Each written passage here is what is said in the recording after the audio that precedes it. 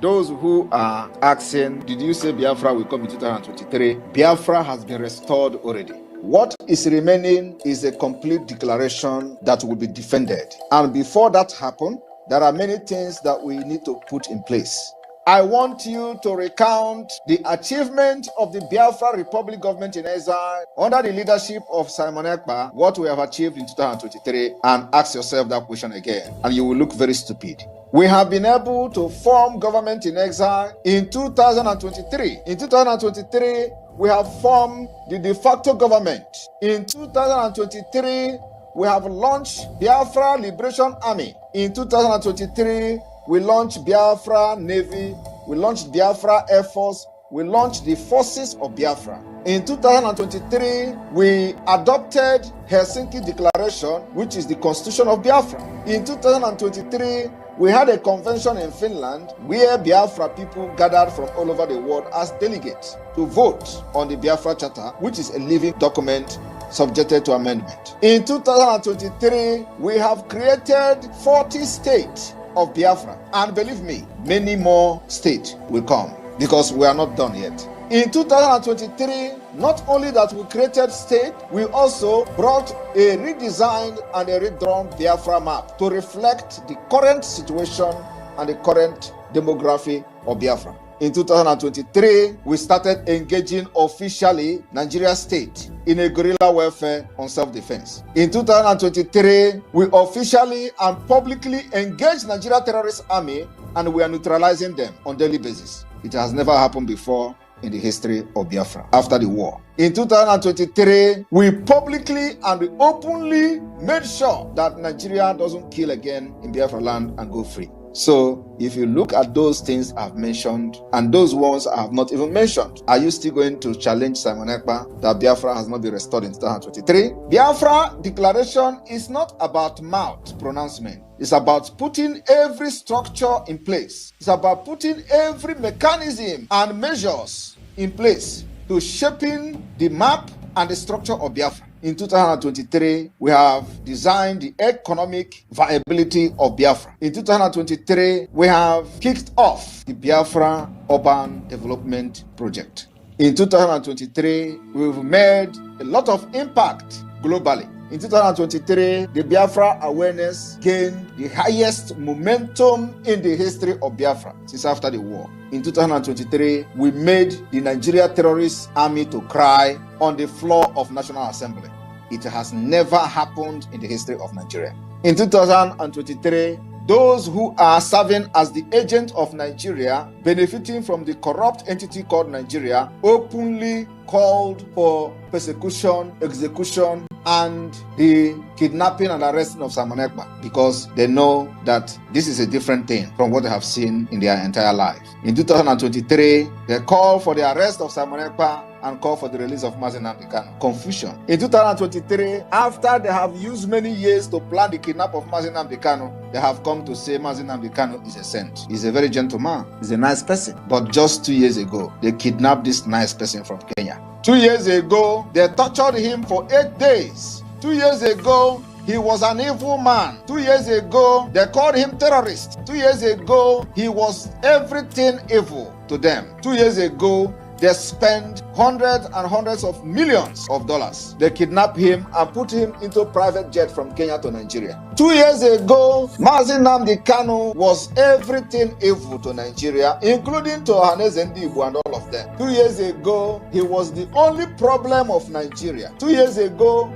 he was the only person that constituted all manner of insecurity in Nigeria. He was the one who is more deadlier than Boko Haram. He was everything that Nigeria don't want to see. Today, as Simon Ekpa take the Biafra liberation to the next level, the same people are now calling Mazi Nnamdi Kanu the most sensible person. These are hypocrites. These are devilish people. These are criminals that only thing they want to do is to give dog a bad name in order to kill it. They have given that name to Mazi Nnamdi Kanu. They themselves were the one who condemned Mazi Nnamdi Kanu. The same people today, they have seen that, yes, indeed, someone actually followed this footstep of Mazi Nnamdi Kanu and ready to drag all of them to Biafra land. So when we get to Biafra land, we will treat their fuck up very well.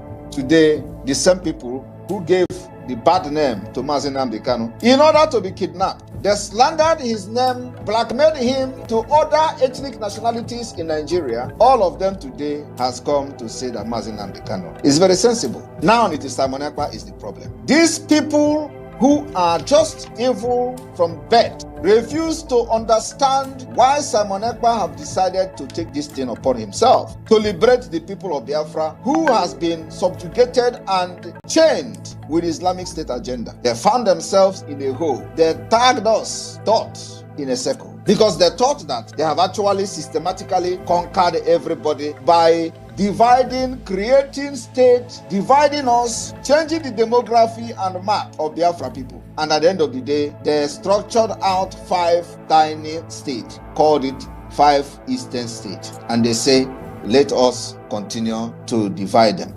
And now they tell you, oh, you are talking about Biafra. You are just 5 states in the circle. We have come to destroy their evil agenda. Today, you will understand that the plan of the Islamic State has failed. Today, the Biafra people are proudly announcing the 40th state, which is called the United States of Biafra. 40 complete states, cut across board, including in the area where they claim they were never Biafra. I have come to learn from what Biafra did wrong in 1967 to 1970. I have come to learn what Wazirike did wrong from the time he started the Biafra movement, and I have come to learn what Mazi Nnamdi Kanu did right and was in the process of doing before they planned and kidnapped him. I continue from there, and today we are where we are. They are not resting. Those IPOB Nigeria are not resting as well. Every given opportunity, they think that there is infight in the Biafra government. They will say, oh, their hope now is that they are fighting, and they are hoping that there is infight in the Biafra government. That is to tell you that, like we said, they are cursed. They are cursed, and they can never rise again. Biafra government in exile is a government that nobody born of a woman marching on this planet, using your foot to walk on the ground, will ever destroy. Biafra has been restored in 2023. We have a government, we have a structure of the government of Biafra, we have every department that made Biafra government a legitimate government. The people of Biafra are loyal to the government, both in the exile and in the homeland. We have governors, state administrators in all the 40 states of Biafra. We have the deputy governors, which is called administrators. We have the secretary of state of each state in Biafra land. We have the chairmen and managers of county and the district. If you do not understand that with this structure we have now, one day you will sleep in Nigeria and wake up in Biafra,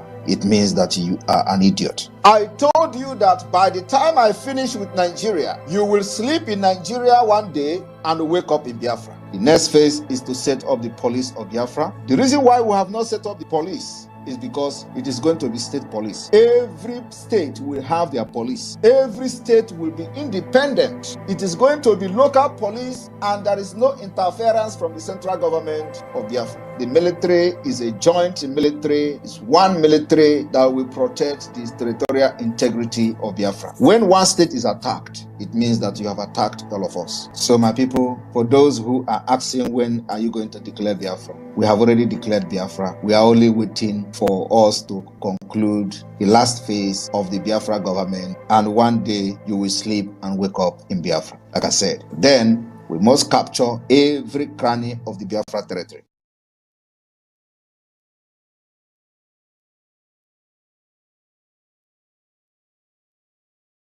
When this insecurity was too much in the southeast, I'm based in Lagos. For our group, we have different departments and we have media departments. So we decided to come and cover it and to find out what is actually happening. But when we came around to cover the insecurity, we discovered that 90%, I'm sorry to say, of the insecurity in the southeast was caused by the military. I won't apologize for saying it, but they would have shot me at Osumuhu that time. So when we came, and on Monday, we decided to cover the sit-at-home proper. So when I have my driver, I have my car, so I moved with my driver. So when we came to Olo, that near Banana Junction, we discovered that place was, closed up by the military. So I had to come down, because I have a newspaper outfit, so I have my ID card. So I approached the militaries. Even when they saw me approaching them, they were like, even their faces. And I greeted them and I said, "Oga, why did you block Drew?" I said, "Who are you to ask us that question, without the harassment?" And I showed them my card. I said, "Unfortunately, I'm a media person, and we are here to cover the sit-at-home, because we realized that you said IPOP is sit-at-home and they're enforcing sit-at-home. But with the look of things, you are the one enforcing the sit-at-home, because I know that before you came, there was nothing like this insecurity. Let's be honest to ourselves. Before the militaries were moved to Southeast, we didn't have it this bad. So you were brought here to relax the sit-at-home. Not that there were clashes within the sit-at-home, but for you to relax it so that people will start coming out. Now that you are blocking the road, it's like you are helping to now enforce the sit-at-home. So when I now flashed my card, they now ran inside. So out of anger, I moved those things on the road. And then I drove past. I covered the whole of Southeast. When you approach their checking point, they look more deadly than any criminal, even armed robbers you meet on the road. The way they approach, the way they harass.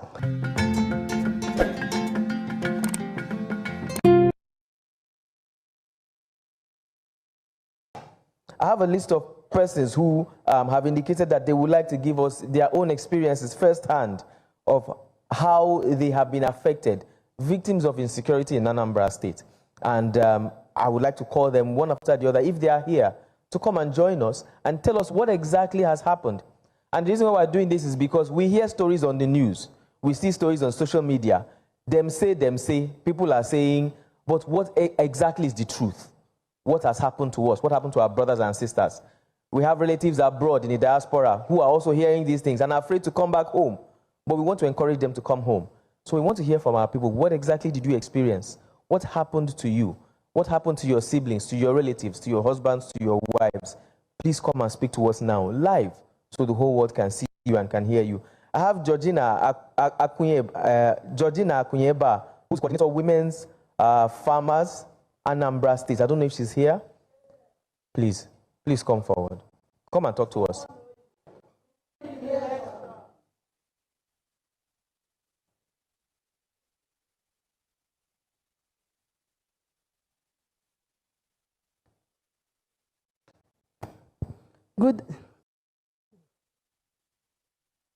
Good day, all.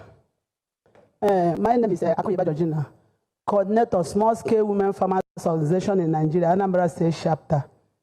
So, if you look at what is going on in Nigeria today, you will see that security is the major problem. Because when we are saying about ending hunger in the whole Africa, without security, no farmer will go into the bush and cultivate.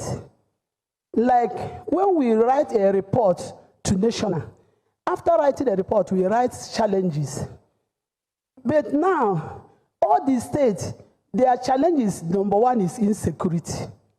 Like last time, our national president from Plateau State, they killed her husband in the bush while farming. Edo State coordinator wanted to harvest her okra. You have already harvested about 20 baskets. Going back to harvest another one, the people, Fulani people, they fooled the bush and they ran away. So like now in Anambra State, like in Hiala, no-go area, at times you will want to go to a farm. You won't know that somebody is inside the bush. Either they rape you or they kill you. So how can we farm? Ubazuno cannot end hunger.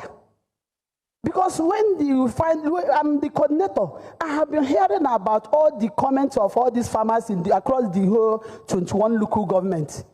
We have a lot of land at Oka North, this Anambra East, Anambra West, Orumba. But insecurity cannot allow us to go there.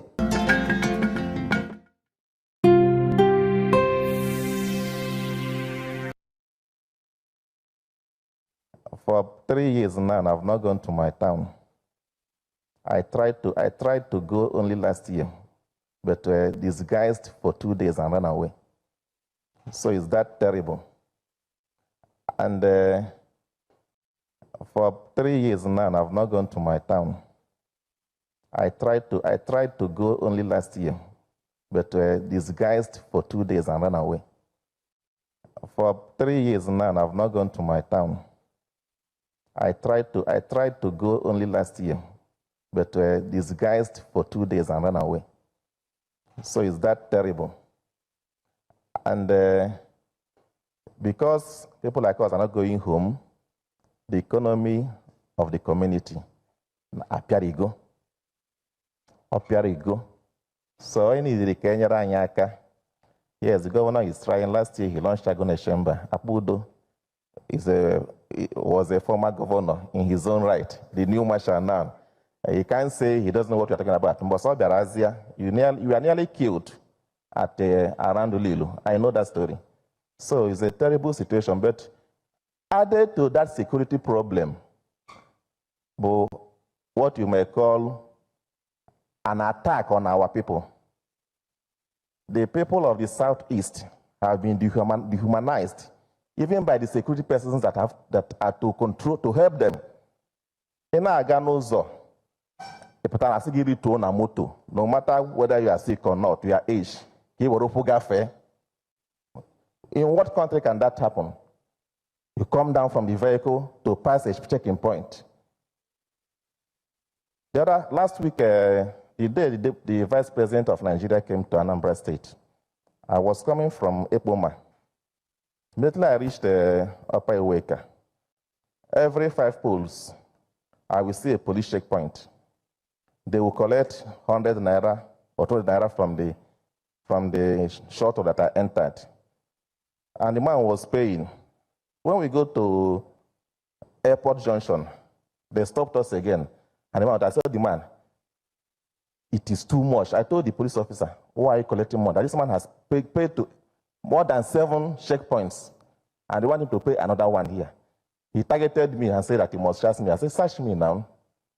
But I left him and went to the most senior officer there and explained to the person what is happening.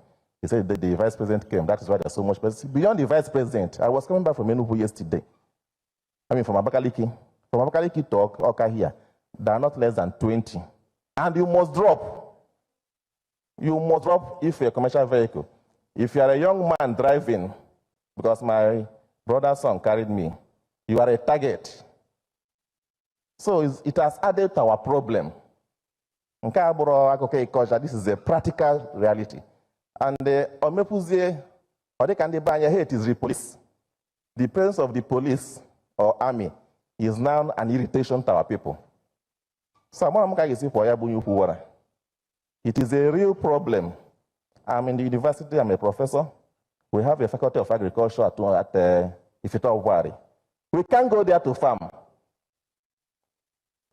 That we cannot go there because of insecurity. Madam Uhuropunkia, I am a faculty of agric established. The community gave us land, very big, massive land. But our students cannot even live there. So if and I get a solution from here, which is it's not a rocket science to solve this problem.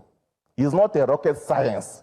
We have universities that if the government is willing and security justice, they can engage them. Apalo, in such war, there are those you will give carrot. There are those you will give stick. If I'm not a gaga. So it's not a rocket science to solve this security problem. It's not. What we need is a political will. Whether at local government level, state government level, or federal government level. We need to be sincere with ourselves, tell ourselves the truth. That it's not all about grabbing. It's about our people. This morning I was taking a walk, my usual walk, 30 minutes, 1 hour walk, from Brook Foundation towards the Express here. I saw that the beautiful street lights Solodo has put, 2 of them has fallen. And the street bulbs there have been taken away. And it boils down to building the people before building infrastructure. You can build infrastructure and nobody will appreciate that infrastructure. But if you build the people, When people see people destroying that, they will say, Mr. Man, stop that. I was pained when I saw those two things this morning. So I know there is so much problem, but the point I'm making is that there is a solution to it.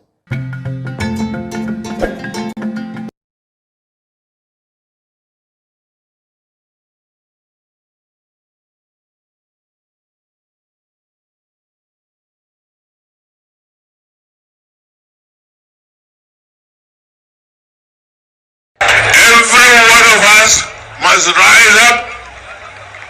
The armed forces are not neutral. They collude. They collude. They collude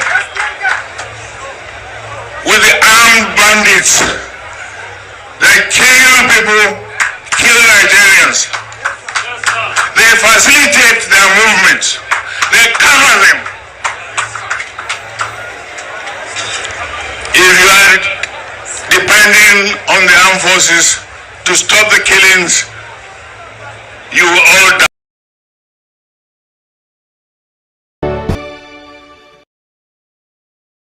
The fallen heroes of Biafra. The time starts now.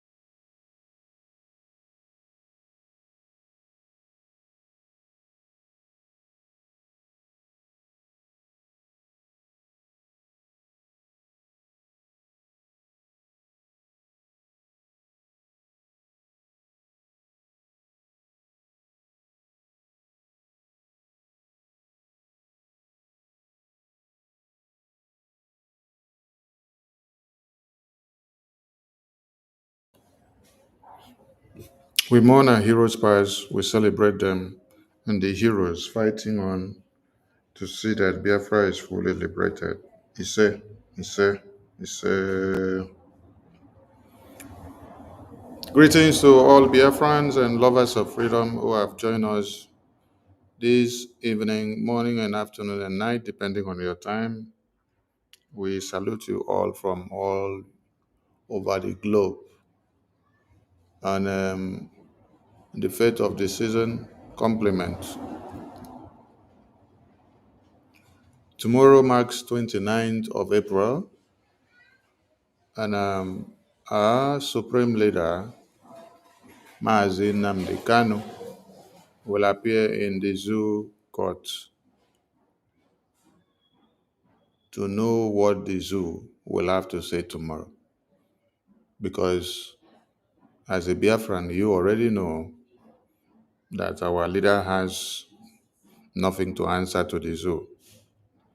So going to court is to hear what they want to say and what they want to do, how the drama they want to act tomorrow.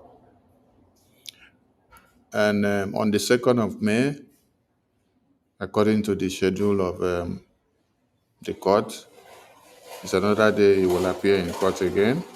And on the 6th of May. And on all these days, Biafran people, as a tradition, have to keep these days holy in solidarity with our Supreme Leader that will appear in court. So nothing in any way should hinder you. Biafra land should be under lock and key. So we need to create this awareness so that every Biafran will be aware of this. Pick your phones, call your families and friends back home, remind them of this, and let them be of the know. This announcement is not made today. This announcement was made, and the flyer has been in circulation since last weekend. So no one should come up with the excuse that he is not aware of this or that. One thing you must not even give excuse is that you are not aware that you should observe a sit at home on the day that our Supreme Leader is going to court. Then that means you are being ignorant to yourself, not to us. You're just trying to shame yourself, because if you're a Biafran, you will know that any day our supreme leader is to appear in court, Biafrans are supposed to, and Biafrans used to, lock down Biafra land. We salute all our ministers of BRGIE that have keyed into this program, our APM, our PM, our Supreme Leader, Wazirike, who also paid the path of this freedom, our heroes of 66, coming down to our eternal leader and our former president of Biafra. We salute the heroes that are fighting to see that Biafra land is fully liberated. We salute every Biafran who has taken it upon themselves to carry arms in defense of Biafra land. We salute the Biafra Defense Forces. We salute every group that are in one way or another fighting against one Nigeria, to destroy one Nigeria. Our aim is not to come and paint one Nigeria to look beautiful, but to destroy it totally before it consumes all our lives. Because from 1900 down to this time, one Nigeria has never been good to the Biafran people, not one bit. So there is nothing that will change in one Nigeria now that will better the Biafran people. When you check through the medias, the reportage of massacre upon massacre upon massacre has been the order of the day since the beginning of this month of April. There is no day that there is no reportage coming from the far north, the middle belt, in the Yoruba lands, where Fulani terrorists have not massacred. The only place that is not ringing the bell in one Nigeria of the highest level of massacre is Biafra land.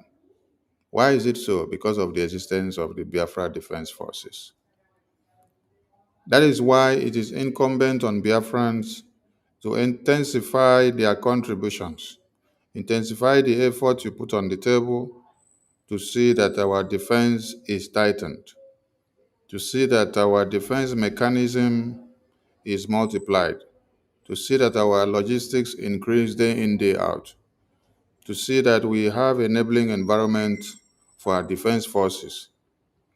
Without the existence of the Biafra Defense Forces, our lands would have been overrun by now. What you see happening in Zamfara, Borno, Benue, where over 60 communities have been informed of being taken over and controlled by Fulani terrorists in Benue, Zamfara, Borno. Already, all the way from 2014, over 8 local governments of Borno State were under the control and supervision of the terrorists. They collect taxes, they put levy on the people, they control and implement their own rules in those places. The elections of one Nigeria were not conducted in those places, and you don't hear the media propagate about it. When Laya Mohammed came, that was one of the news that would have made the media against Buhari. But Laya Mohammed embarked on a campaign to change the narrative by letting the world know, and entire one Nigeria, that Fulani terrorists have not taken over any place in Borno, whereas over 8 local governments since 2014 has been in the hands of Boko Haram terrorists. There is nothing different from Lukwawa terrorists. There is nothing different from the Fulani terrorists that they all call hunters. There's nothing different from the ISWAP and ISIS. There's nothing different from the Boko Haram. They are all one and the same thing. The sole aim and objective of these people is Islamic jihad. Islamize everybody, expunge everything that does not imbibe or go in line with their own idea and whatever they want to sow. By the time you resist, they cut your hands off, they cut your heads off, and you are gone and gone. International community will not come and speak for you. International community will only come to see when you have been totally annihilated.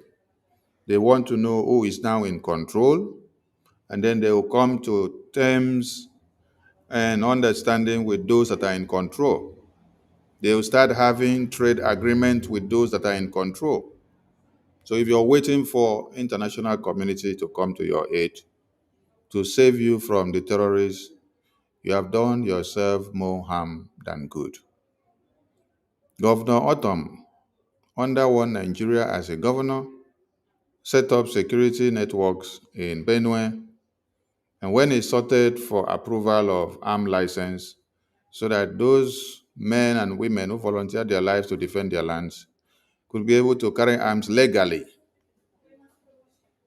under the constitution of One Nigeria, Buhari stood against it. You know why? Because it was an attempt to subvert the Fulani Islamic Jihad. So his kinsmen were to be hunted down. The jihad was to be curtailed. That is why they could not approve the license to Governor Autumn to arm the citizens of Benue. Because when they were to have gotten that arms, they would have destroyed the Fulani terrorists. So you see that where a Fulani terrorist man is, they will always protect the interests and the ideology of jihad.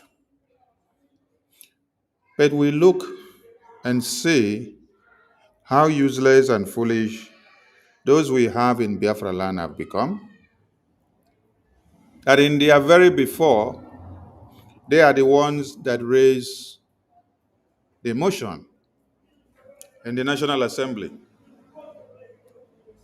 and said, federal government of Nigeria should not in any way give room or consider the release of our Supreme.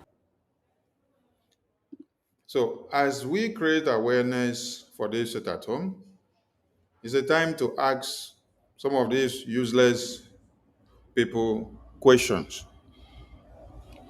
Let's listen to them. After then, we ask them the questions that matters. Senate of Nigeria has rejected the motion seeking a political solution to free the leader of the proscribed indigenous peoples of Biafra, Kanu, from detention at the Department of State Service, DDSS. It also reached a resolution calling for the extradition of a self-acclaimed leader of the separatist group, Simon Ekpa, from his base in Finland to face charges for his sit-at-home calls and inciting trouble in Nigeria's southeast. Our National Assembly correspondent Omo Bazwai has more on this. Simon Ekpa, a self-styled leader of separatist group Indigenous People of Biafra, has been passing several orders from his base in Finland to his followers, establishing a strict sit-at-home order in Nigeria's southern states. In the absence of Nnamdi Kanu, crippling commercial activities in the region. On Wednesday, the activities of Ekpa and his gang finally caught the attention of the Senate, following a motion by Imo West Senator Osita Isinazor. Isinazor's motion was co-sponsored by all other 14 senators from the southeast, inviting Nigeria's federal might to end the rascality of Simon Ekpa and his band of outlaws in the region. The Senate is aware that thousands of innocent lives have been lost since this action of sit-at-home in the southeast started, and properties worth over $1 trillion have been destroyed, which has resulted in investors leaving the region. 2023. Efforts by the governors of the 5 southeastern states have achieved little to no end in the terror activities of Ekpa and his men. Kanu was extradited from Kenya in 2021 after he jumped bail in Nigeria, alleging threats to his life by Nigerian security forces. On October 2022, Justice Binta Nyako of the Federal High Court struck out 8 out of the 15-count charge earlier brought against Kanu by the Nigerian government. The appellate court ordered his release on account of his unlawful extradition from Kenya to Nigeria to face terrorism charges. But the Supreme Court overturned the decision of the Federal High Court, leaving Kanu in detention since then. The Nigerian media is one that is useless. That is number one. Because they can never report things the way they are.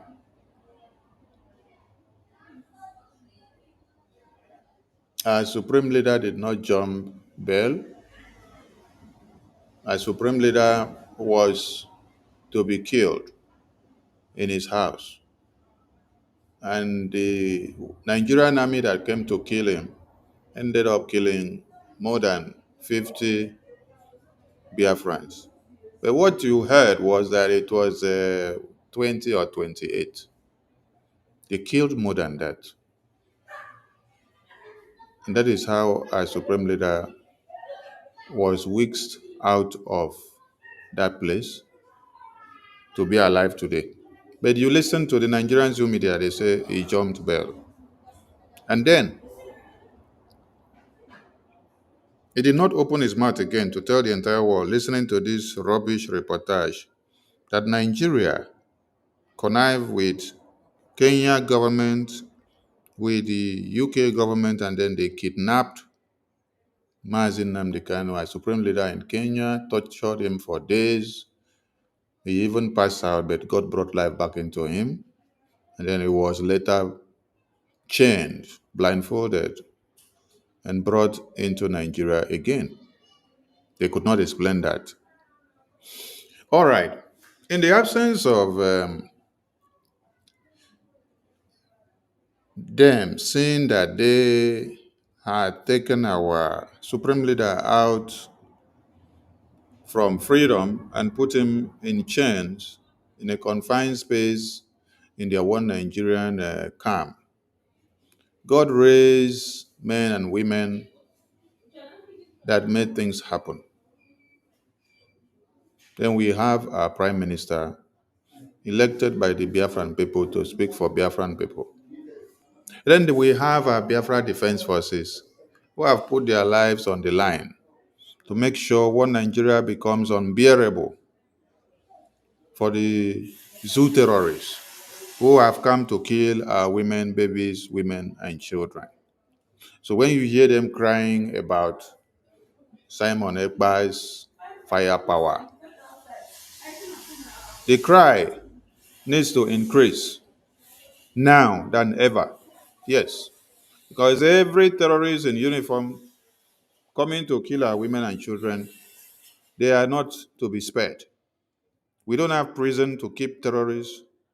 We don't have rehabilitation camps for terrorists. We don't rehabilitate terrorists. The terrorists came to kill, to rape, to maim, to destroy, to annihilate, and to take over our lands. Tell me why we should now rehabilitate the same terrorists who came to kill us. Tell me why we should now keep them and say we want to try them in prison. Try them for what? When our women and children that they came to kill, they have already cut off their heads. So what is the point of keeping them to say you want to try them? Try them where? Who will come and try a dead man? Trying them, will it bring back our babies that they cut off the heads, our women and children? Has America rehabilitated ISIS terrorists and then put them back into the American Army or American Air Force or American Navy or the Merchant Navy or the American Marines? We are asking a very pertinent question. Has the European government or has the UK government, after they got a terrorist that came to bomb their territory, do they rehabilitate same terrorists and put them back into their own army? No. A terrorist is treated as a terrorist. Even the Bible makes you to understand that anyone that pulls out a sword and cut off somebody's head, that person also must have to die by the sword. So why are you negotiating or talking about rehabilitating terrorists? Does America rehabilitate terrorists and put them back into their army? Terrorists that came from Palestine, terrorists that came from Afghanistan, terrorists that came from Hamas, terrorists that came from Iran, you now rehabilitate them. After they came, they bombed American White House. They ended up killing like 50 senators inside while they were having meetings. They now went and bombed another community, killed over 500. Then you now pick the terrorists. You say, we have to rehabilitate you and put you inside our army, inside our Air Force. To what use? To come and bomb the entire Air Force base? Or to come and destroy the entire army base? Or to come and destroy the entire White House? Or to destroy the FBI unit? Useless people. It is only in Nigeria that senators celebrate terrorists. It's not only in Nigeria that you, being citizens, you now clap for terrorists that are brought from the Sahel to come and kill you. Because these terrorists makes up the police, the Air Force, the Navy, the civil defense, and you even have another special squad that they call Special Forces. These are special forces that they recruited during Obedient and Tinubu Jagaban election of 2023. They unveiled them on a special task. Their special task was to come and eliminate Biafrans in the homeland. Anywhere they hear Biafra, they are taxed. I want to ask all of you, have you seen any of these uniform of special forces in the far north? Have you seen them in Ondo State? Have you seen them in Benue? No, you don't see them in Benue. You don't see them in all those places. You're seeing them only in Biafra land because they were sent for a special task. That is why they came. They mixed them up with some of those that were gotten from the spoils of war of 1967 to 70s. Many of those, our brothers and sisters that you see, that happen to also wear those uniforms to go about killing our women and children, these are those children that their parents begat them as spoils of war in 1967 to 70s.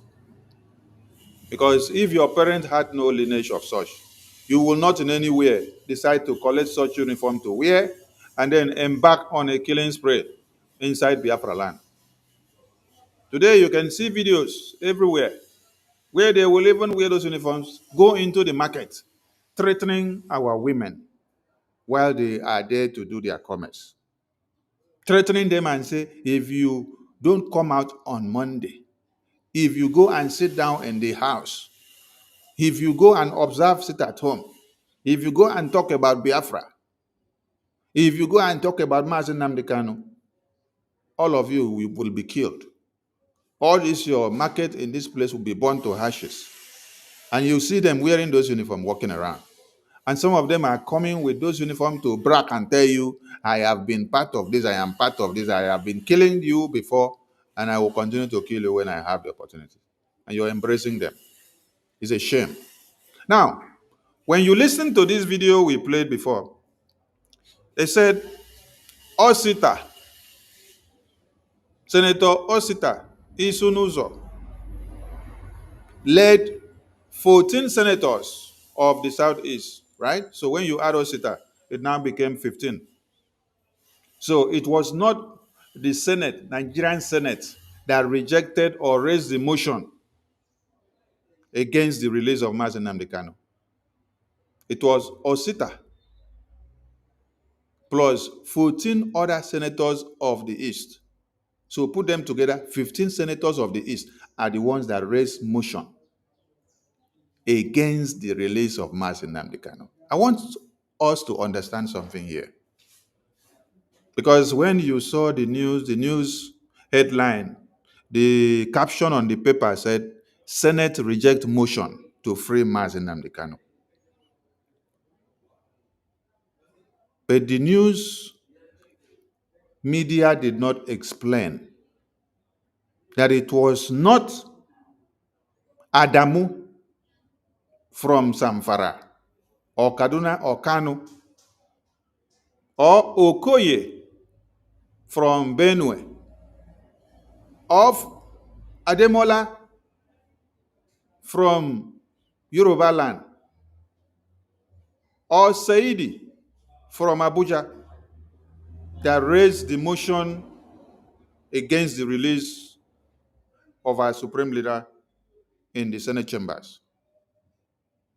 Who raised the motion against the release? The 15 senators of the Southeast. They sponsored this bill that Nigerian government, that means there was an attempt of a discourse. Yes, that means there was an attempt of a discourse. Based on the firepower of the Biafra Defense Forces, this necessitated the National Assembly to discuss about the activities of Biafra Defense Forces. When you heard them shouting, Simon Ekpa, Simon Ekpa, they assembled and then they sat on it, they discussed. There was concern because if you don't make noise, if you don't create a problem in one Nigeria, nobody will listen to you. So when they have kidnapped your leader, that is a problem. You need to create a counter problem for them to understand that you understand the language that fits them. So the Biafra Defense Forces created a counter problem. The sit-at-home also created a counter problem. Just like Biafrans have increased that momentum today. Today you can see in Biafra land, the sit-at-home was massive. This is to tell and to register the disagreement of the Biafran people. The decision that they have taken against the terrorist existence of one Nigeria.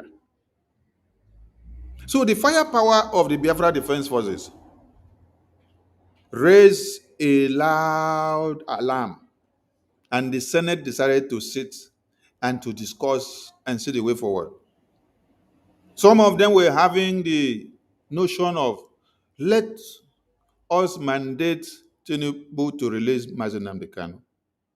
Mazi Nnamdi Kanu should be released because the court had already adjudicated on the matter and it has nothing to answer. But it is we, the lawmakers, that are keeping him there. So why are we being docile in opening our mouth and saying what we should say? So when the entire, how many numbers of senators, numbering the entire one Nigeria, assembled there to discuss about the release of Mazi Nnamdi Kanu and how they will engage Tinubu, they came 15 devils that call themselves senators of the East. They raised a counter motion. They raised a counter motion telling the entire Senate House, we are the ones that are from this Biafra land. And we are telling you people, do not push the bill to release Mazi Nnamdi Kanu. Rather, Mazi Nnamdi Kanu should be allowed to rot there. He should not be released. Are you getting the point now? 15 Southeast senators are the ones that sponsored the bill against the release of Mazi Nnamdi Kanu. This is a motion that happened on the 26th of July, 2023. It is not something of yesterday. It is not something of 2 days ago. But it is time to revisit this very article. It is time to explain things to all of us because some of us did not take time to read this news in details or listen to it well. At times, we just look at the caption of a newspaper, Senate reject motion to release Mazi Nnamdi Kanu. Then we don't dig in to go and find out what are the terms and conditions or what were discussed in the Senate or what did the media report about this in details or how did it degenerate from this point to this point, who raised the motion and this and this and that. You get to look at this article to see that Adamu from Abuja or Kanu or Kaduna or Borno or Zamfara or Lagos or Ondo or Ekiti or Benue or Zamfara or Gombe or Plateau was never the one that raised the motion that Mazi Nnamdi Kanu should not be released. Rather, who did? It is the 15 senators of the East that raised the motion and say Mazi Nnamdi Kanu should not be released, that he should be kept there. So, as we embark on this sit at home, locking down Biafra land for these few days that our Supreme Leader will appear in court, it is good we know those that are holding down our Supreme Leader. Yes. So that when you want to do it, you know where to channel it to. 15 senators of the East, their names are all there. Just go and check them. You will see. The motion was led by Osita Isunuso, plus 14 other senators. Count all of them together, there are 15. These are the people that raised the motion in the Senate that our Supreme Leader should not be released. That is why you see him still in detention till this very day. That is why you see them using his court to play game. They go today, postpone, keep another day, play today, go. Then you will see Abarebe come and do his own drama. Later, you will see the governors come and do their own drama. Later, you will see Soludo will come out and say, in 3 days, in 1 week, I'm going to see Tinubu, this one. The senators in the Senate chambers, numbering 15 of the Biafran extract, they are the ones that put their leg on the ground and say they should not release him. But yet, they campaign for the kidnap of our Prime Minister, Simon Ekpa, and extradition down to Nigeria. But they have failed. So the big question now is, after you guys raise a motion that our Supreme Leader should not be released, how is Nigeria now? From that 26th of July, 2023, which you guys raised this motion in the Senate chambers, to this very day now, how is Nigeria? How far? How has the Fulani terrorists taken charge of Nigeria? That is a question we should ask them. So, I salute all Biafrans. Minister Jare, please take the co-host. I don't know if you're available to have all the time. So, we salute all Biafrans. Please, as you pick the mic, create the awareness and give your voice, and then let Biafrans know what's going on. So the date for this sit at home, the flyer is displayed on the screen. If you're watching from Facebook, YouTube, or Twitter, you will see the 29th of April, 2nd of May, and 6th of May. These are the total lockdown days which our Supreme Leader will appear in court. Ask them the question, how far is Nigeria now, since after they said they should not release our leader? How far is the zoo going? Thank you so much. Minister Jare, over to you, sir. Thank you, my able minister. Thank you so much. You have been a very inspirational leader to us, and we appreciate you so very much.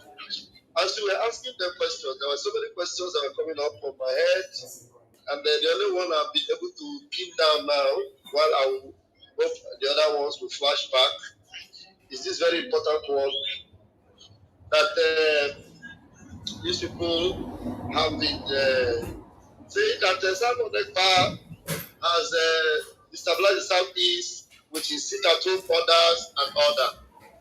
I decided to go online to check how many local governments there are in Zamfara State, because you made mention of some of the local governments that have come under the control of the terrorists, and then most of these local government areas, not most of them, every one of them that have come under the control of the terrorists, the zoo elections do not take place there. And I remember I heard from the mouth of the governor of Zamfara State. Now, Zamfara State, the because Adamawa State is there, Borno State is there, and there's some of the other states, the Kaduna is there. Zamfara State Governor told the media that 14 local governments are under the control of the bandit terrorists. 14 local governments. Now, I said I was curious. Yeah, that 4 governments are there in Zamfara State. You know what the result told me? 14. 14. So that is to say, Zamfara State, from beginning to the end, is under the control of terrorists. If the governor admits that 14 local governments are under the control of Zamfara State, and is on record that Zamfara State has 14 local governments, that is to say, in 14 local governments of Zamfara State, there are no elections, Nigerian government have no control, and the media are not asking questions about that. 14. So the entire state of Zamfara is under the control of bandits and terrorists. The only place that is relatively free that the state has control is the state house. God have mercy.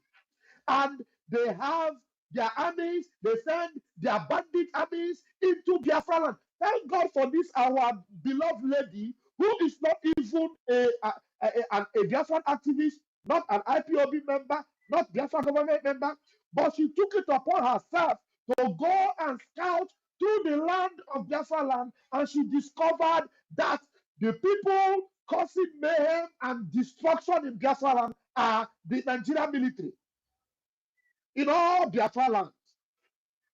And you see this articulated Kanu media gather themselves like a bunch of criminals, asking Saboneta is in Finland, ordering sit at home. This sit at home in Biafra land that takes place like tomorrow is a compulsory sit at home. Now, after tomorrow, every that day, everything goes on. When they want to have the election, their zoo members in Biafra land, they sneak out to go and vote. Biafrans do not vote in Biafra land. We do not fight anybody in Biafra land. Those criminals, those idiots in Biafra land that will go and sneak and go and count their fake ballot papers, nobody will tamper with their lives. But Biafrans will sit at home.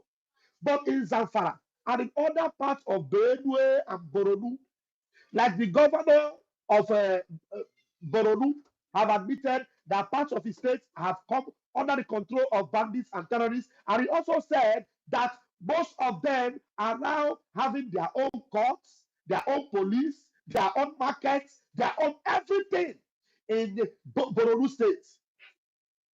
Also, we are aware that customs, some officers have been caught, have been found to be the ones supplying weapons to these bandits and terrorists.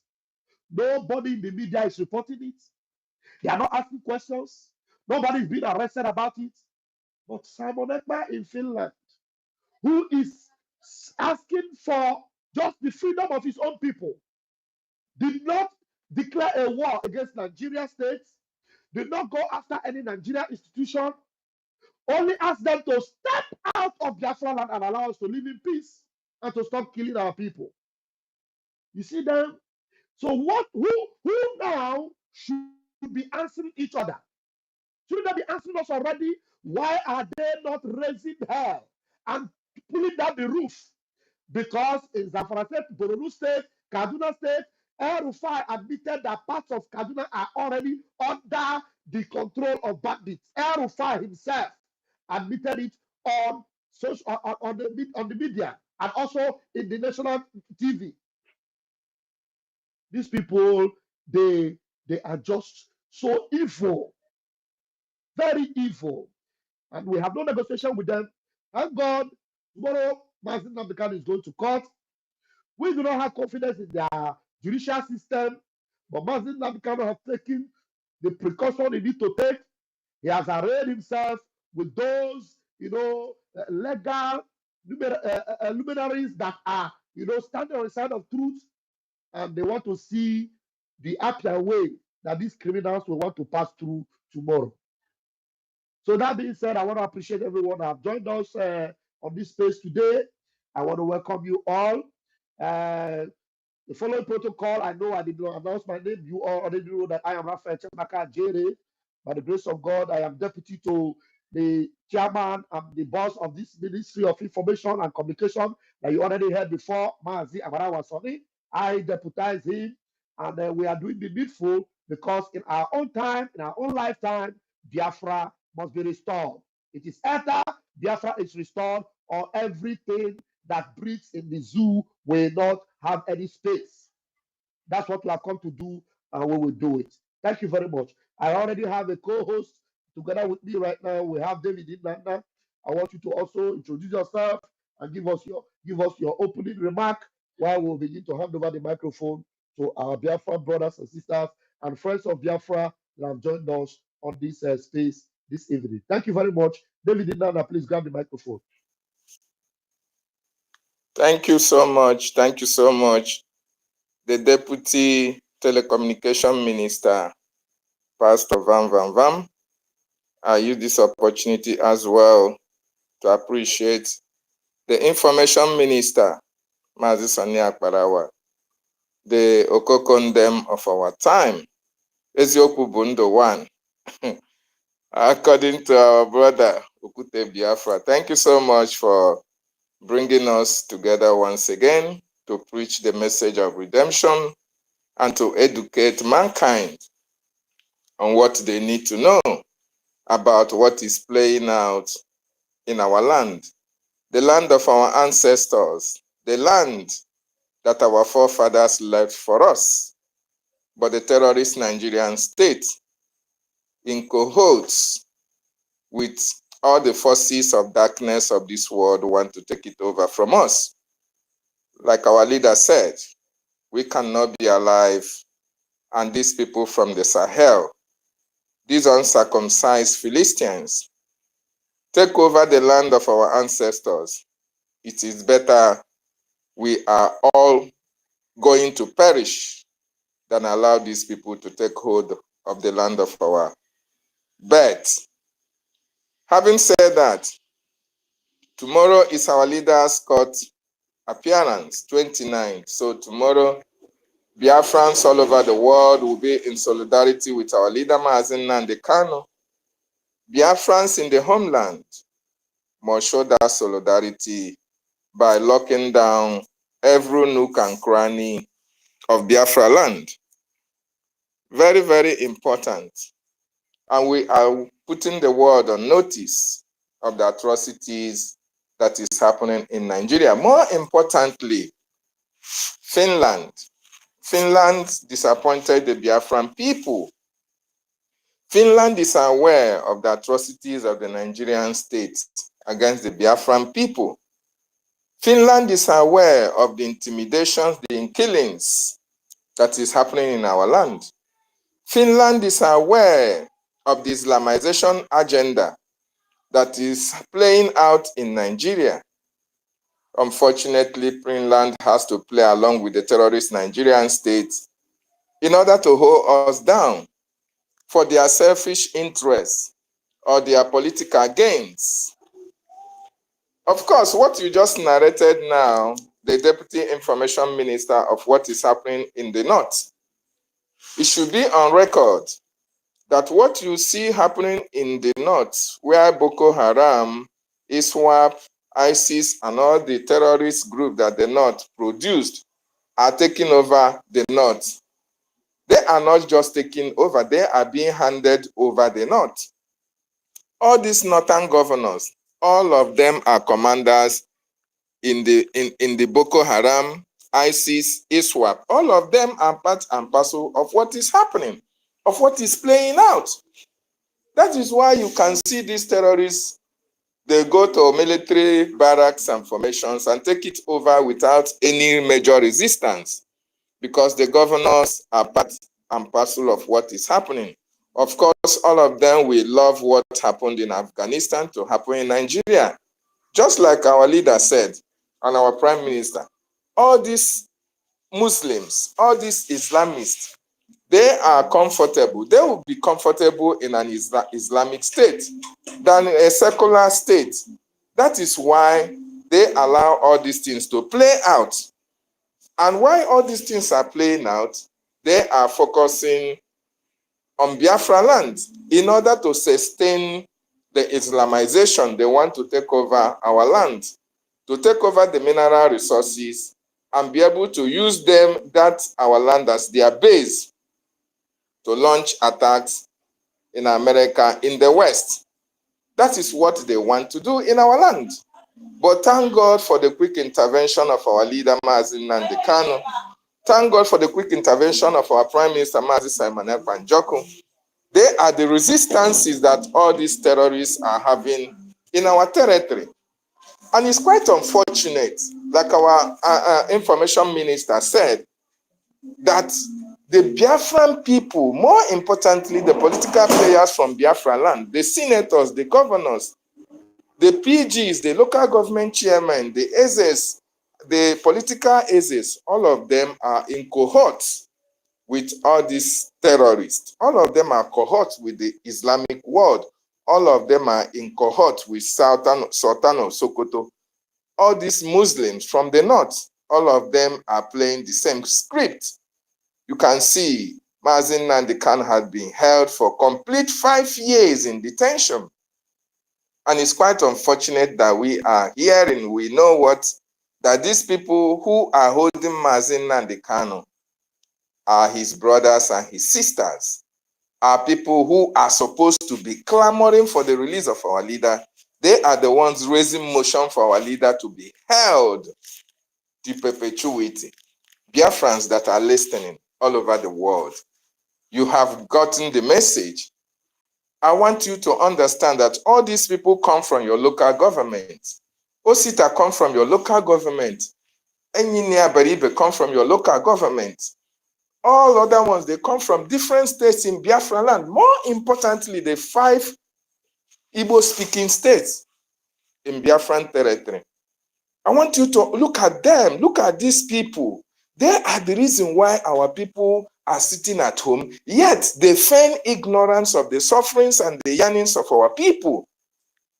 They seem not to be listening. They seem not to be hearing what our people are saying, that they want our leader to be released. So I want you to understand, you that is listening, that come from Omambara state, you come from Olu state, you come from Okigwe state, you come from any state that you come from in Biafran territory, more importantly, the 5 eastern states. I want you to understand that it is your senators, your representative, that is the reason why our leader is being held up till tomorrow. And what is the offense of Mazi Nnamdi Kanu? Asking for your freedom. Asking that what is happening in Burkina Faso today can be able to be replicated in Biafra land. That is what Mazi Nnamdi Kanu stands for. And his own people who are getting peanut from the terrorist Nigerian state are gathering together against our leader for their political gains, for their positions, for their properties, and they are standing on the freedom of Mazi Nnamdi Kanu. Oh my goodness me. Biafrans, what fate do you think should befall all these people? What fate do you think should befall all these people who are seeing the cries, who are seeing the wailings of our people, more importantly, the elderly in the villages that are praying and asking that Mazi Nnamdi Kanu be released? But these people are sitting on the release of our leader, on the freedom of Mazi Nnamdi Kanu. And they are free themselves. They can fly out abroad. They can have their families and enjoy with their families. They can do whatever they want to do. They can execute whatever project they are given to execute. Yet, Mazi Nnamdi Kanu freedom is not anything important to them. They don't give a damn. They don't care. Even if Mazi Nnamdi Kanu is killed or died in detention, that is not their problem. So right now, I want you to picture a situation whereby Mazi Nnamdi Kanu is your brother, is your relation, is your father, is your uncle. And he has been held for 5 good years in detention. And the persons that are holding him are the same people that he comes from local government with. He comes from the same state with them in various southeastern states. And you consider the reason Mazi Nnamdi Kanu is being held. No other reason other than for the betterment of the Biafran nation. It is heartbroken. Very, very heartbroken. And I don't think any one of you will be happy that Mazi Nnamdi Kanu stays more than he has stayed, and you allow these people to walk free in Abuja. You allow these people to blow their sarin to Enugu. You allow these people to blow their sarin to Imo State, to Olu State, or to Okigwe State, or Omambara, or Ikemba State. You allow these people to be roaming the street of Biafra while they are holding our savior in detention. Oh my goodness me.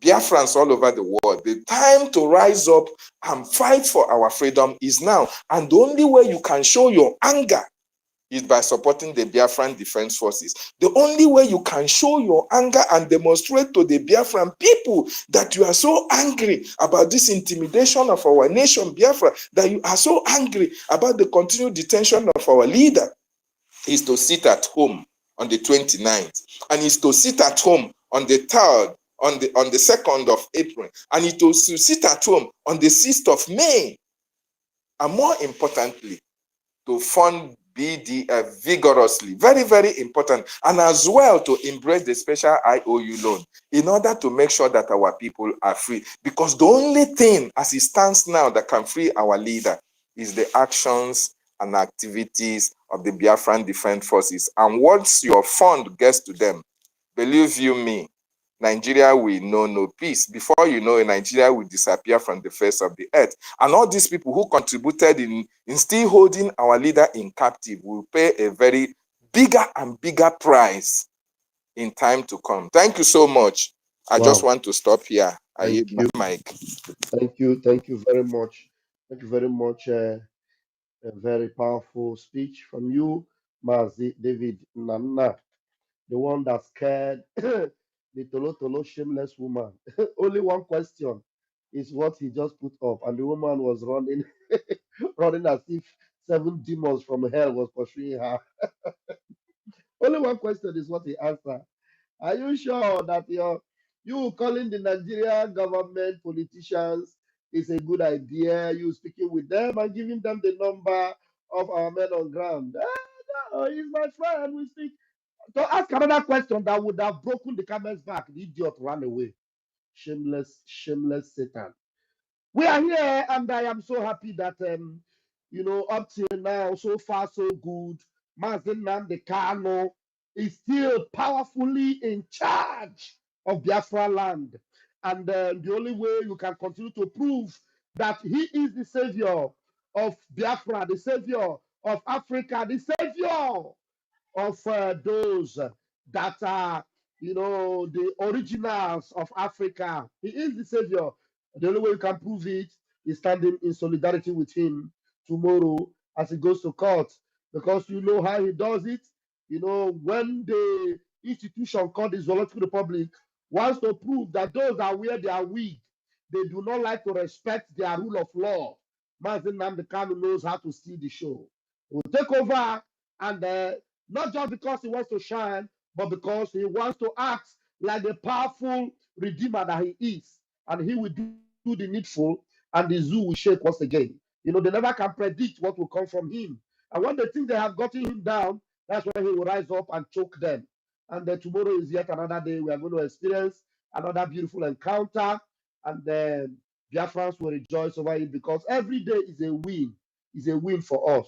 These zoo animalistic journalists begin to ask questions. Why is it that sit at home? The question I ask is sit at home. The sit at home that does not stop anybody from doing what they want to do after the sit at home. Is it now worse than territories that have been taken over by terrorists, whereby people cannot move around freely, churches cannot go, churches cannot open, Christians are not allowed to live in the neighborhood because any Christian that is found there will be murdered? You want to compare if you sit at home, you are all crying to high heavens because people sit at home in solidarity, or people have chosen to sit at home for a good cause. And until today, there is none of those criminal fully journalists that have come out to say, but let us face the fact too. The reason why these people are sitting at home, it has not been addressed. Why not address it so that this sit at home will be a bygone? You will not address it, but you want them to stop sitting at home. God will punish all of you. Now let us begin to give a microphone to those that are available here. And if you are here, please request and raise your hands, because the only way we can know that you want to speak is by your hands being raised up. And already we have Mazi Onyeka, the number. Please grab the microphone. Please grab the microphone. Thank you so much. Hold on, book your back first. We're going to be giving us three minutes, please. 3 minutes, so that we'll be able to utilize the time very, very well. At most, if what you want to deliver is very, very, powerful and crucial, you have an extension of 2 minutes, which is 5 minutes for one time you want to speak. Then you can come back again and speak. So, Yeka, grab your 3 minutes and at most 5 minutes. Go ahead. Thank you so much. Thank you, Honorable Minister. Thank you so much, sir. Honorable Minister for Information and Communication and Deputy. Biafran governments, ladies and comrades, I greet you. Yes, you see, really, Mazen and the Kans courts lockdown 29th April, 2nd May, 6th May. Yes, and from BDF. You see, when our minister was talking about those who are behind this, who said Mazen Kachumi released in 2023, he mentioned Osita is in our soil. Osita is in our soil is somebody that is we share our local governments from our local government, old local government. He's a very useless man, very stink idiot. You see, when the zoo, the Fulani want to use these fools because that's what they're assigned to do as puppets. Fulani have used them, and in a way that when the international community is here, they say that it's their people now. It's their people say they shouldn't release him. It's their own people. It's not us. Their own people. And when somebody see that, when they foreigners see that it's their own people, they see that think that it's their own people against what the man is doing. And see the man is committing a crime. This is how they bring themselves low to Fulani to be using them for anything. That's why they tell you, go to your Senate, go through your Senate, because they know that you go through them, nothing. You can't get nothing. I am pitying those who are still looking up to these morons, think that anything good will come out of them. If you are close, any of them, they know that the youth are angry. Any of them close to you, if you have your time, don't any of them close to you. If you have your chance, copies, because they are there. They have signed your land. They have signed away your land. They have signed away your future, your children, everything for the self-interest. Of which some of them, I don't even know the blood that runs in them. Because based on what we have seen today, I don't doubt. Because their actions are now going to question whose blood runs in them. But I'm not confirmed that majority of them are not even abroad. Because this language is in Ngozi Olabugoro Fulani. If she has contested in Anambra, want to represent Oga in Abuja, would any of us know that she's 100% Fulani blood? She has no iota of Igbo blood in her. Just happened to be born in Igbo land, finish and speak the language. That is only the advantage she's using to commit all this gross crime against humanity, doing what she cannot allow to be done in where she comes from in Bono State. However, we have seen difference. You have seen the reality. You so-called Southeasterners, you have seen the reality. If you are still sitting on the fence, still thinking that you want to wait for Mazen to come out or Professor to come out, you are there going to court. Who is going to court is Biafran going to court. When Biafran presenting Mazen and the Kanu, Biafran going to court because Mazen Kanu is there today not because he committed any crime, not because of his personal issue, but because he has refused to sign the document, to sign away, to convert our freedom and interest into money and what money can buy. He has refused to sign those things. That is why he's still there today. So who will be going to court is Biafrans. And anybody that is going to court, will the person leave his shop open? Will the person leave his house open, leave his business center open? No, the answer is no. Biafrans are going to court. Therefore, everywhere is expected to be locked down, ghost town. And like I communicated to my siblings that if you dare go out and happen to you, don't call me on phone. Don't call my phone. And they were standing in the house. You also call your 4 siblings, your family own. Tell them to tell others. We expected to show the international community, show the morons that call themselves senators, whatever they call themselves. The old fool with up to is somebody we don't know that is even a coward delivered. You know, allow Fulani from Tajelon to be using them pintom like a moot. If you fail to sit at home, you see has been confirmed by known the person, the woman not even support what we're doing. We don't even know her. She decided that's how reasonable people does. She decided to go investigate by herself and found out, even when she said 90%, but we know it's 100%. The insecurity in our land is 100% by a criminal Nigeria politicians and Nigerian military and police. They're the one causing insecurity. Someone was just the solution. Solution who said no, that our people can no longer be killed. Musa said our people will be killed, have organ harvested. The extortion continue, bunkering continue, organ harvesting. You know, those things that our friends are saying no. That is the insecurity of Prime Minister Monepa. Because he said no, that our people can no longer be killed. Those who kill them can no longer go scot-free. And if you are from that soil today, you are a Biafran, whether in Sokosa East or Sokosa South, and you refuse to stand up today, you are in abroad to support Biafra Defense Forces, you don't know what you're doing to yourself. Fulani there, those beggars, some of you love to do show, to give them money. Think that you are doing God, nobody, no blessing, nobody's blessing you. The money you are giving to Fulani beggars, nobody, God did not bless you, no blessing coming from it. You are fooling yourselves. That money, they are using it to fund terrorism, to fund those monopoly conference against you. Okay? Those who send them collect the money from them, use it to fund jihad against you. So if you refuse to support BDF, you are doing yourself, you're not doing us. Okay? All I'm telling you is that everything has time.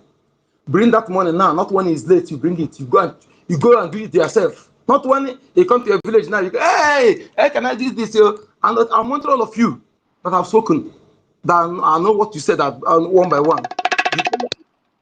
Your village will be attacked. You didn't come, then I will reply to you in a way that that I remember what you said. Thank you so much, dear friends. We have seen this is what we have known. It's not new to us. We continue what we're doing. Double your efforts. Everything you're doing, double it. Thank you. Okay, thank you so much for the number. Please mute your mic because there's always echo if your mic is open. Thank you so much. Thank you so very much. We have Tonex Ogugwa. Tonex, please grab the mic. You have 3 minutes, please. And there are those that raised their hands and their hands went down. I don't know what happened. Okay, we have to bring them back up again. Tonex, go ahead. Can someone else go for me? Later I will come in. Someone else. Those ones that their mic have gone down. Anyway, let me see. You have to be always ready to speak. I think who else is there with the mic? We have Rage and Fury. Rage and Fury, your hand was up before. I don't know what happened. So grab it now and make use of your 3 minutes, please. Thank you, Honorable Deputy Minister of Communication. Greetings to all the honorable cabinet members of the BROGIE. Respect to you, Honorable Minister of Information. Special greetings to all our leaders from the times of from the days of Dim Odimegu Ojukwu, Felix Effiong, and Ralph Waziri. So our leader Onyendo Maziuna Kanu and our beloved Prime Minister, His Excellency Simon Ekpa, and the acting Prime Minister, His Excellency Ogechukwu Kere. My special greetings to all the military, especially to the Chief of Defense Staff, Igwe Butuzo, and all the commanders and generals. Thank you very much to all the donors, financial donors, for your sacrificial giving and your commitment, your consistency. I greet you all, and to all the media people. In fact, you are the best thing that happened to us in our generation. MNK'S court lockdown 29th April. 2nd May and 6th May. Fund BDF, Nigeria is gone. Of course, Nigeria is gone. Country no Okpore. Okpore, nene, Okpore. You understand? Nigeria is gone. It's not a joke. So the least you can do for someone that has given up everything for you, that has even given his life for you, in the person of our leader, Mazi Nnamdi Kanu, and Prime Minister Simon Ekpa, the least we can do for them is sit at home. Understand? So the sit at home is another way of protest. As we all know, if we come to the street to protest that, okay, today our leader is going to court, you must release him. You know what they will do? They will unleash the Nigeria so-called military police on us, and they will kill us all. You understand? So how do we protest so that we can be safe? It's to sit at home. And the sitting at home, we have also been made to understand the importance of sitting at home. It's another form of telling the world that Nigeria is not in charge of our territory. First of all, my special greetings to all our people that are sitting at home, to our Igodo people that joined the sit at home today, no matter the level of compliance, respect, and maximum salute. Isoko and Urobo, we must file up and do the same. We must sit at home as well, you understand? Because like the topic say, Nigeria is gone. And you must agree with me. If you say Nigeria is not gone, you're only deceiving yourself. Especially if you live in homeland here and you argue that Nigeria is not gone. It means that you are the biggest liar to yourself, you understand? Nigeria is gone. We need a better country, a country we can be proud of, a country where we can be safe, a country where brothers can live together as brothers, sisters can live together as sisters. That country is Biafra. We need to come together and fund our defense forces. That is the Biafra defense forces. These are the only forces that are defending our babies, our children, and our women. These are the only forces that have our interest. You cannot come around Nigeria police or Nigeria soldier. Your life will be in danger. It's even safer to be around armed robber than to be around this so-called military and police. You understand? You feel safer in the presence of an armed robber than you will be in the presence of Nigeria army and Nigeria police and all these so-called security, terrorist security group in Udugachi, Ibubago, and whatever you call them. So when we say Nigeria is gone, Nigeria is gone. So sit at home is very key. And I also want to pass a message to our beloved president, Donald J. Trump. I don't know if this message can get to him, but he must understand that here in Africa, we love him so much. A lot of people here in Africa love him so much. He should not allow his name to be dragged into the mud regarding the issue of Burkina Faso. The whole world knows what is right and what is wrong. And the whole world knows the whole world is behind this young man. A young man of just 35, maybe 34 years old, who is giving great leadership examples in Africa. Our father and our president, Donald J. Trump, please do not allow the cabals, the powers that be, to drag your name into the mud. One thing you need to understand is that if you want to do business with any African nation and you come in the right way, what do we have? We are not going to eat the resources by ourselves. It's just a matter of you having a good contract, a good understanding with us. Okay, probably let me drop the mic here. I'll come back later then because I still have a lot to say. Yeah, you don't talk another topic. You don't leave our topic. You don't go talk another one. Okay. Thank you very much. Let me use the mic. So we must sit at home. Yeah, thank you so much. Thank you so much, Rage and Fury. Thank you. All right, we have Ancestra. Ancestra, please grab the mic. We need more hands to go up, except you don't want us to stay as long as we wish on the space. Your hands needs to be up. Thank you. Ancestra, are you there? Okay, Ancestra is not ready. Tonex is ready. Grab the mic, Tonex. Yeah. Good evening. Am I coming out clear? You're coming out, please. Go ahead. Okay. Good evening, Mazi. Good evening, dear friends. There we My APM. Thank you for giving me the opportunity. Let me go straight to the point. The lockdown 19th to and the MNK. Yeah, this United decision is very good. It's very good. This system is what our leader himself taught us to do. When we also give support financially, and then we act on it. Since when we come out to protest, we can take for example what happened during the NSAS. So many of them were unalived, and it shows that no more coming out for protest. So another kind of protest that our leader taught us is sit at home. That sit at home we will keep. And secondly, to the people that the sit at home is going for, there is no how that any of the zoo politicians will tell me that sit at home didn't get to them. It's a lie. It got to them, and they felt it. So we'll still begin, even if it's this thing that a normal person can do to stay safe. At least if you sit at home, you are safe.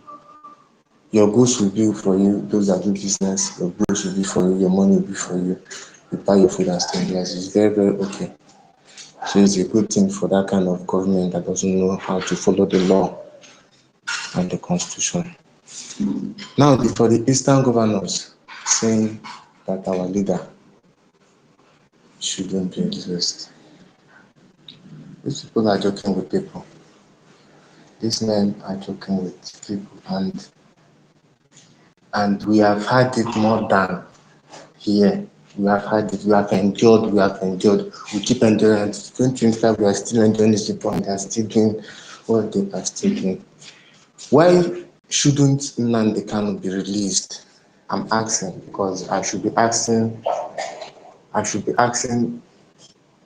the zoo representative in the former state. You should be asking the governor, why is Nnamdi Kanu or whoever that is presenting them in the house, why shouldn't Nnamdi Kanu be released? Is Nnamdi Kanu a Fulani terrorist? Sorry to say, today I was having a conversation with somebody, a lady, and the brother was kidnapped. She said the brother told her that over 80 million of cash are in the forest in the hands of this Fulani, and they are kidnapping day in, day out. The brother just came out, he paid 10 million. You can now imagine the kind of situation that we are in. And somebody that went to the, I'm not even sure that the person, even if you even bought the ticket, but normal human common sense, why shouldn't Nnamdi Kanu be released? We already understand he shouldn't be released because you guys' hands are not clean. Whatever Nnamdi Kanu is saying is right. Why shouldn't he be released? For what? And it pains me the most. Non the buy in the buy here. Let me speak my language. On the buy the buy here. Only boy arel ka nwanne ya ntọ n'ezi ma ndị mba ndị ọzọ na-emefu ọbara na nkịtị. It is very bad. This is injustice. Seriously, it is happening, and it has gone beyond physicalities. Even it is already spiritual going. But these people, I don't know the kind of chi that they serve. I don't just know. But I definitely know that karma will definitely catch up with each and every one of you. I'm sure of that. That I am very sure of, because our leader lay cost on it. Because go and ask somebody like me, is his life the same since our leader lay cost on him? I don't understand. We should start asking the representatives of the zoo in person, call their names, because this time now the more people are still calm, but I believe we are not calm at all. We are not calm. I'm saying it every day. We are not calm. We are pushing. And let me go to use this opportunity to speak to those of our brothers and sisters that are on the other party. You know yourselves. It will be of a great to tell you that your efforts, your finance, your push are not going to the right source. Our leader never thought that is never going for our leader. It's not what our leader. Just have that in mind. Whenever you are that, you know that what you're doing is going to the right source, that you're wasting your time. You know this on yourself, because I feel that it is the support that we give that gives this all the push. Now, those that have not succumbed to this support, that are still hell-bent on doing their own thing, I don't know the kind of Nnamdi Kanu again they are fighting for. Is it Nnamdi Kanu that we know they are fighting for, or is there their own Nnamdi Kanu and Mazi Samuel, but I don't know. So I use the opportunity to tell them that their efforts are not going to the right source, and it is to their own interest. They should deviate and do the necessary things so that we will push now. You can look at what is happening in Burkina Faso. Now, Burkina Faso of yesterday, Ibrahim Traoré of yesterday, who is Ibrahim Traoré compared to our leader? What has he done? But look at what is happening.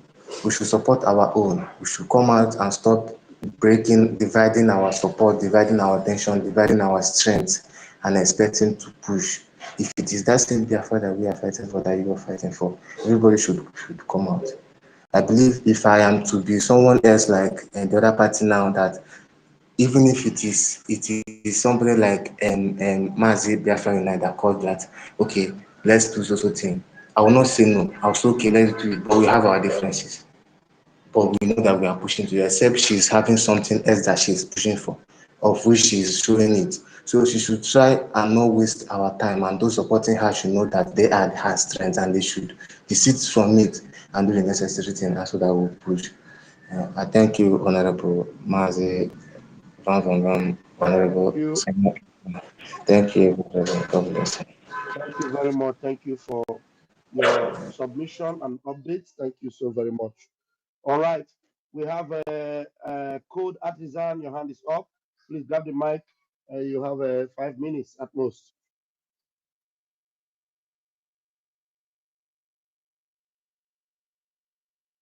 Code artisan, did you hear me? If code artisan is not ready, how about ancestral? Are you ready?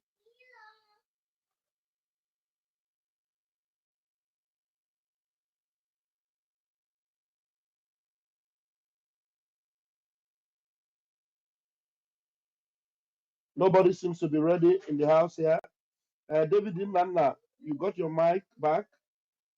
Are you ready to add up to what Yes. we've said? All right, Okay. go ahead. Yeah, thank you so much. Thank you so much. Code Artisan, are you ready to speak now? Yes, I am. Can you hear me? Okay, yeah. Okay. Go ahead. Go ahead. All right. Thank you very much. Good evening, ministers of information. Good evening, my fellow Biafrans. Um, I want to congratulate my fellow Biafrans in the homeland for another successful sit-at-home exercise.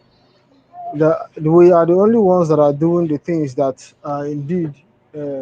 is indeed driving the zoo government and their stupid citizens mad, because we are the ones that are doing the right thing. Sit at home is nothing but involuntary civil disobedience, far better than protest in Nigeria, whereby if you go out on protest, the lawless state called Nigeria will send their army and the police to kill you. But when you are sitting in your house, nobody will come there and kill you. At least they can't do it as rampantly as they can shoot people who are protesting on the street, and they will steal their body and go and bury it. So it is very, very important that that our people at home exercise that sit at home. The whole world sees it, though they may be pretending that they are not seeing it, but they see it. And one day, none of them can pretend as if they cannot see it anymore. but it is very powerful. If sit at home is not powerful, they won't be complaining. That all of a sudden they now care about Igbo economy. But during COVID, they locked down Igbo land and the whole of Nigeria for 6 months. They never cared about the economy. They never cared about the well-being of the people, but only to sit at home on Mondays and on the days of Mazi Nnamdi Kanu going to court. They begin to have all the problems in the world. We sit at home. So I congratulate each and every one of us. Whenever you see them crying, whenever you see them crying, it means that we are doing the right things. We are doing everything that we're supposed to do, and we're doing it right. So that is just it on this matter. So we all know that the reason why they are complaining is because you're doing the right thing, and for that reason, they expect more propaganda to come your way, expect more name calling, more hatred to come your way, but nobody cares. We are no longer in the days of simping and crying about who said what or did what to us, because we know that we have been in a war. Just that we have been in a war. We thought the civil war ended. It never ended. They just were executing the war by other means, via economy, via political repression, and other things. And I also want to use this opportunity to congratulate our brothers and sisters at Ibanke that has finally said what needs to be said. These are the developments that when it happens, it only drives the zoo mad. And I hope that even they too themselves will join massively in the sit at home, because you don't tell them, you don't just tell them that you are a Biafran by words of mouth alone. You should do it actually by action. Join your brothers and sisters in the hinterland, in the Igbo heartland, to sit at home. Tell them that you want Mazi Nnamdi Kanu released.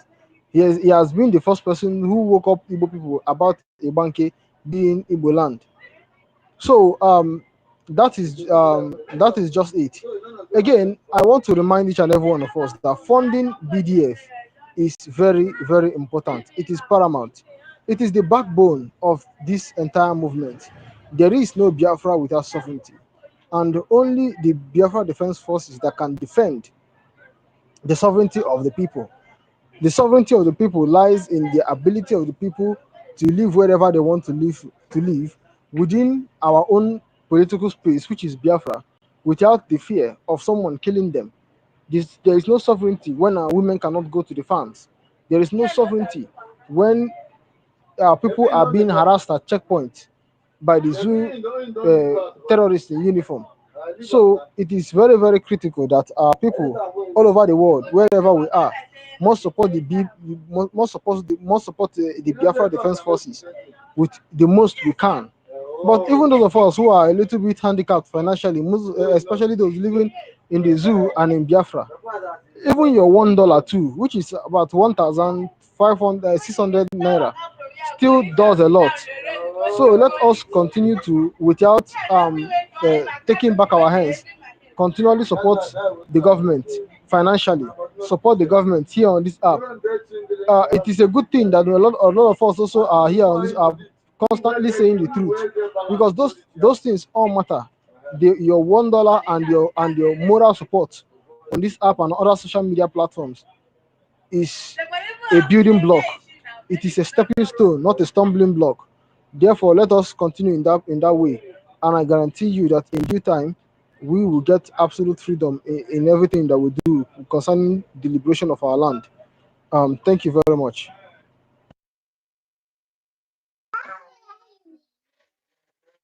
Thank you, Code Artisan. David Nana, it looks like did they block your co-host ability? David Nana, are you there? He will have to leave and come back. Because it looks like he's not able to use his. He has a network problem. Yeah, okay. So David Nana, try and leave and refresh your system. Then you come back. Mazi Sonny will give you that enablement again. So we have Tony J. Tony J. Even though if are not lifting your hands, only Tony Ogogo have already said something. But let's try Tony J if he has something to say. Tony J, if you're there and want to speak, can you unmute yourself? Hello, good evening. Good evening. Thank you very much. I'm grateful for this opportunity again and this gathering. I want to thank all the ministers that have sustained this movement till this hour. A lot of us have spoken well. A lot of us are divided in spirit, and that is our weak point. When the wings of the enemy blows, most of us tends to be confused. We lose focus. I believe that the sensitization of our leader has created the spirit of oneness all through Africa, not only on Biafran citizens. When I started following Nnamdi Kanu from 2012, majority of the countries in Africa were standing up behind him, moving on to different platforms on social media. And I was surprised. He was standing for the entire Africa. I saw women from Northern Africa, Southern Africa, and other parts of Western Africa speaking, hailing him, wishing that they have a voice like this in their own region. And we as Biafrans, when this enemy study us and use our blood, our sisters, our brothers to penetrate us, we get weakened. All the scenario about DOS, Samonipa stood up, stand against the wings, the terror, the blackmail, and everything.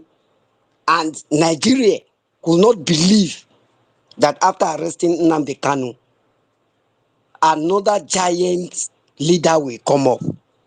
He stood and he conquered and he take us on the course at which they were afraid. The first time in life that a general, a defense minister in Nigeria will cry on social media.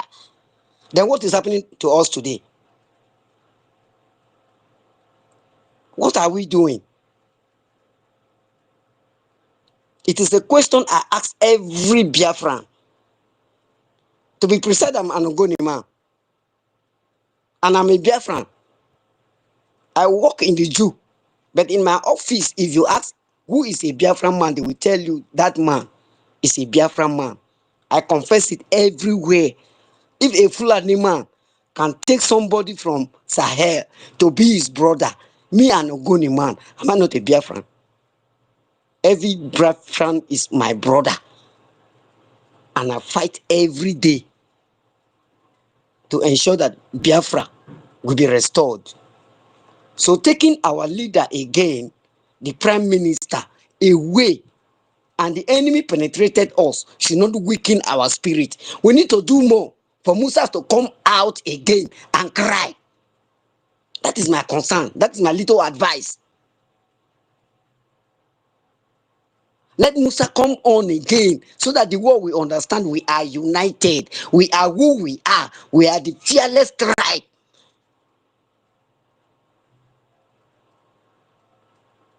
So that is my little contribution, that no matter how they divide us, no matter how people will stand, hey, I'm USB. There were certain things Samunepa said, because I follow every day and I partake every day. He said you will sleep in Nigeria and wake up in Biafra.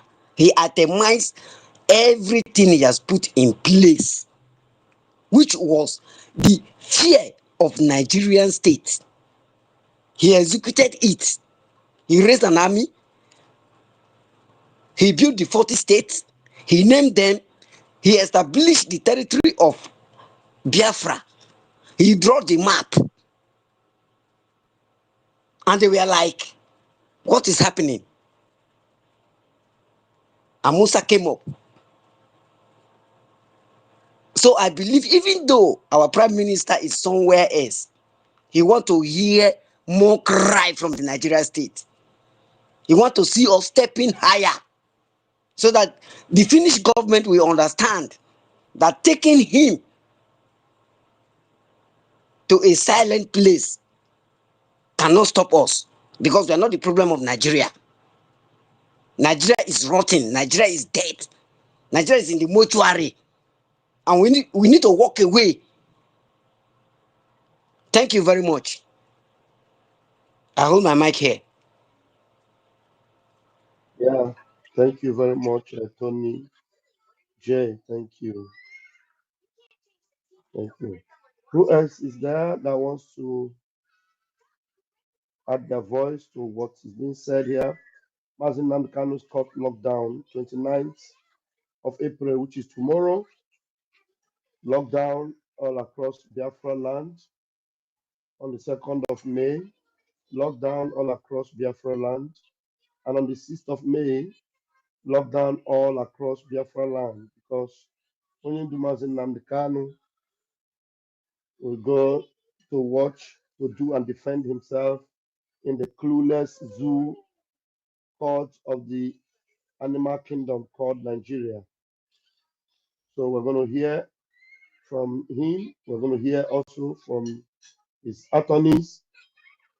We have been updated by a lawyer, Jimako, that about how many of these attorneys, about 16 attorneys, which also include a good number of senior advocates, they will be there to defend Mazin Namdekano.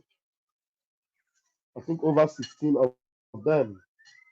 There was one in two that came in, and once we identified him, we reported it to Mazin Namdekano, and everything was done, and he was immediately deleted from the list of those that will represent Mazin Namdekano. Honorable Fulani tried to also infiltrate that line, but we standing gidigbam, we made sure Ezobika's name will not appear on that list. All those shameless zoo instruments,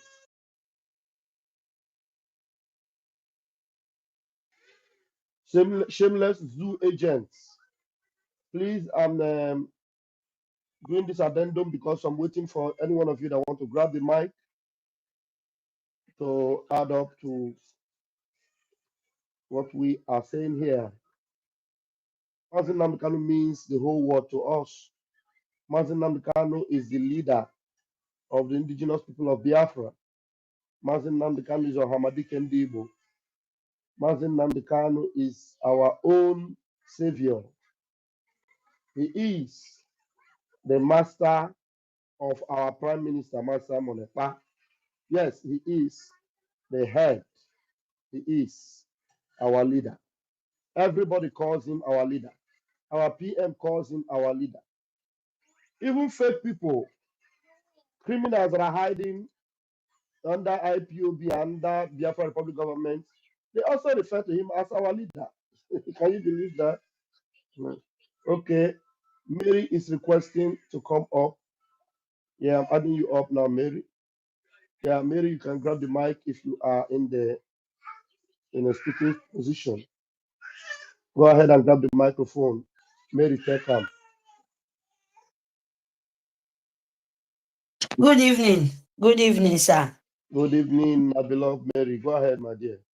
Good evening. Good evening, Information Minister. Good evening. Yes, my people, I don't want to take much time because of our leader day. Yes, please. Good evening, our leader. Good evening, Itiare Kondo, Masi Simon Ekpa. Good evening, Nkenke Rabasi, our APM. Yes, this sit at home is very important, my people. Lockdown. Masi God's day, lockdown, 29 April till 2 May. And 6, right? 6, 2 May and 6 May.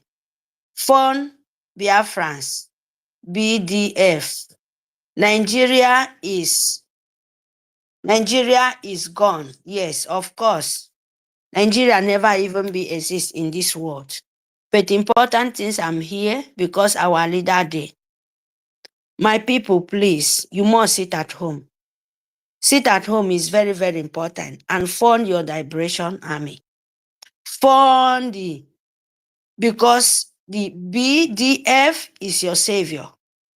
We must find funds so that Nigerian government, it will not exist anymore in life. And this sit at home, there is no weapon, special like you, because they said you are a poor person and you don't have gun, but you have gun, you have your power by sit at home. Our leader, everybody is shouting Shure, Burkina Faso president, the young man. But we should not forget that our leader is the person who wake up all the African nation, because he said it. No matter this thing is going on, is Biafra, is the sunlight of the world. They take the advantage because they listen, they know the good things. Imagine, no, it's not only Shure, a young man. The citizen, no matter anything they did, because they want to go out from the slave of European Union, they stand up and stand with him. Biafra, what is our own problem? By we, our own leader, the first man, and is continue to be the first and the last, because that is the sun of the African light is there. Those people would not come and fight for you. You have the precious which shine in the whole world and fighting for you to show you the way, and steal them. Still our people. Imagine now how many senators, wherever you are in Biafra land, all the 40 states, ask yourself, those senators, are your senator is not among of those people? You 40 states of Biafra, where you follow our leader from the beginning, from the started, when he start this our freedom, this our life, for we will know who we are. You are among that. Ask yourself, 40 states, ask your senator, do you call Nigerian government if you're still call yourself Nigeria as in Biafra land? Ask your senator, is it not among of them, those people? Not only one side speaking Biafra language, not only Igbo. Ask you where they speak Ebibio, you way they speak Aron, you way they speak Goromi Goro, you way they speak Igbani. Ask yourself. Ask yourself. You way they speak Ogoni, you way be a Bibio language. Ask yourself, did your senator and all this state, 40 states, they was there from the beginning of our leader. Now, one of the betrayer, Sabo, enemy between, call themselves Nigerian senator. You know now that they are the people stopping our leader, being saboteur, being the enemy between, so that they will continue to sold you in the hand of enemy, so that they will continue to milk your mineral resources and to keep you in this 2025 century. Old fools, more than 60 and 70 years old. Please, my people, you must know now. Sit at home. You where you said you love our leader, Mazi Nnamdi Kanu, our savior. You love our Itiare Kondo, our prime minister. Sit at home. Show the real love you said when he was around. That is the weapon you have. And your funding too. Because our soldiers, the angel, who decide to pay their life for our sake, your funding go a long way. So that Musa will continue to cry. Let us be the one heart as Burkina Faso citizen. They reject their old fools, their Iwe, like we will call it Iwe. They reject their own politician. They reject their old men who stand with European Union to disturb them, to continue selling their children, continue make them be advert. They are hungry, they are suffering. These people stand with their leader, with Shore, and fight. They reject those fools. Why we Biafra cannot do the same thing? Why when we notice the saboteur between us, like some of the evil ladies, evil women among us, the saboteur, the enemy between. When you know people like that, why can't you back away from them and stand where you know that is the true way? Please sit at home. Nitoe kambok ebaku fok. Ebaku fok, a near one heart, help your brother, stand up so that we will finish this one and for all. You where you said Shore is doing good to Burkina Faso, a young man. Is it younger than our PM? The soul where this young man, even our own PM, Itiade Kondo. Most of us, we are senior him so much far away. He give you everything. Do you know what you're fighting? It's not just like Burkina Faso fighting. Our own, even worse than their own. But they stand with that young man. They reject the old fools then. And now you're asking, you stupidity, you educated fools. And your shower blessing, but you know the kind of pain, you know the sacrifice the Burkina Faso giving to them to be in that way. Your own, what is your own? A betrayer, a sold out. And later you will praise, you will sing a song for another country. That is why Fulani is using you guys. That is the truth. That is the truth. That is why the Fulani photo Jaron as emir, as Sokoto emir in Sokoto to sold you people a smelling pig, a smelling animals, as Fulani emir in Sokoto. Look at Ibrahim. All of them, they are sinking Ibrahim. But you know those people glued. They stand as one. Say, no, European Union, you cannot come to my land and steal what belongs to me and continue to give me a slave. The same thing our leader did. The same thing Itiare Kondo did. What these people do, because the betrayer in midst of us, they are so dangerous. What you're supposed to do, now to back off from them. Now to tell them, God forbid, I can never be in that hole with you. That is what you're supposed to do. But we will come here and sing the glory of the young man, where all of them group together say, no, my gold is for me, my minerals resources is for me. You can never come and steal from me. Your own, Biafra, what do you do? Now to continue sow your soul to the European Union, continue sow your soul to Fulani Empire of Arab, to continue kill your children. That is what you people know how to do it. But this time around, Biafra said enough is enough. Our leader don't show us enough love, enough example, how we to stand. Don't mind the evil Arabo Fulani, evil of agent of Sokoto, Sultan Sokoto Arabo Fulani. You must stand because those people are Arab. They are fighting for their own wealth. For your own wealth in your ground, Arabo Fulani. Arabo Fulani is fighting for them, for Emir Sokoto.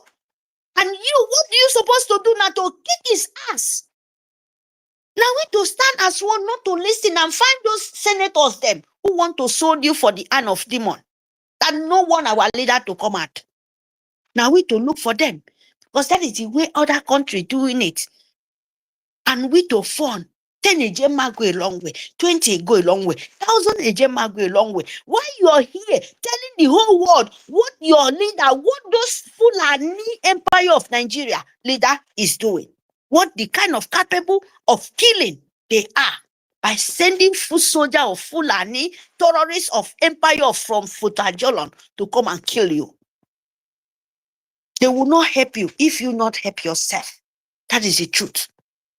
European Union is trying to set chaos in Africa. Third, fourth war generation is this new century. They are fighting all possible to make sure Africa have to fight war so that they will take that opportunity to kill you, continue selling your children, continue using your children as adverts. That is what the kind of help European Union want to give you. That is the kind of help the European want to give it to you. Giving you small 20 kobo, 20 useless naira by killing you, by setting war in your own nation, by them coming with their troop and selling you. You have mineral resources. They want to come and keep peace for you. What a nonsense. What a nonsense. And instead you to stand up and fight those bumful, you people are here, want to collect slaves. This time around, the bone, wherever I see Biafra land, they can never penetrate. They can never. So fund Biafra, sit at home, my people, because that is your weapon. Don't let anybody receive you. Don't let anybody stand in your way.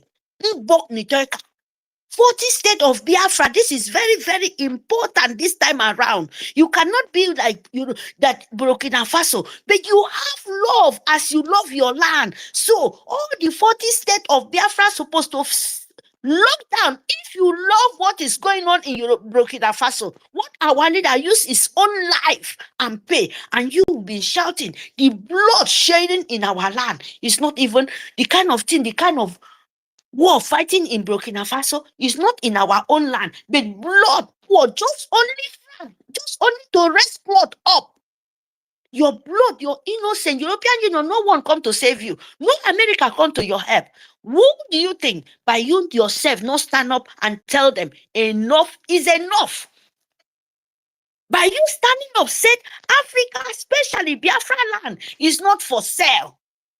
Our mineral resources is not to sell and kill us and continue keeping us in the slavery. No way. You must to tell the whole world this. And by we funding in our own life, any amount we get, he will go a long way. And we will not beg them. Your strength will go a long way, my people. It will go a long way. Thank you very much, my people. I mute my mic. Thank you, Information Minister. Thank you, Deputy Minister, Amobera. Thank you, everyone, for the opportunity. I'm so appreciated. Thank you very much. I mute my mic. Thank you. God bless you. Thank you for your submission. Very powerful. Those people, they will hear them for us this time around. Because the way we take prepare now, not be the way we take prepare before. Yeah, we have a lot of people now coming into the room. Mighty Dot is here. David Nana, you're back. University, you're back. So please, David Nana, grab the mic and then please, after you just make sure you bring up University and Mighty Dot to give us their own update. Thank you, David Nana, if you're there. Thank you so much. Thank you so much, Vam. Ameritech, we thank you so much for that wonderful submission. It was straight to the point. Our people need to understand that the fight we are fighting is a very deep fight. The reason why Mazi Nnamdi Kanu is going to court tomorrow is a reason that concerns each and every one of us. It's a reason for the betterment of our lives. It's a reason as well that may mar our lives if Mazi Nnamdi Kanu is not protected, if our freedom is not protected, and if our government is not protected as well. And that is the more reason why we should join hands together and make sure that we fund this liberation vigorously with our rage and furies in our heart, considering the atrocity that have been meted on our people, considering the situation that our people are in. That is why tomorrow it is very, very important that we have to demonstrate our solidarity with our leader, Mazi Nnamdi Kanu. Most importantly, those of you in the homeland, let the world continue to understand that the keeping of Mazi Nnamdi Kanu in detention, it is not only Mazi Nnamdi Kanu that is involved, we are also involved. Holding of Mazi Nnamdi Kanu is holding Biafra.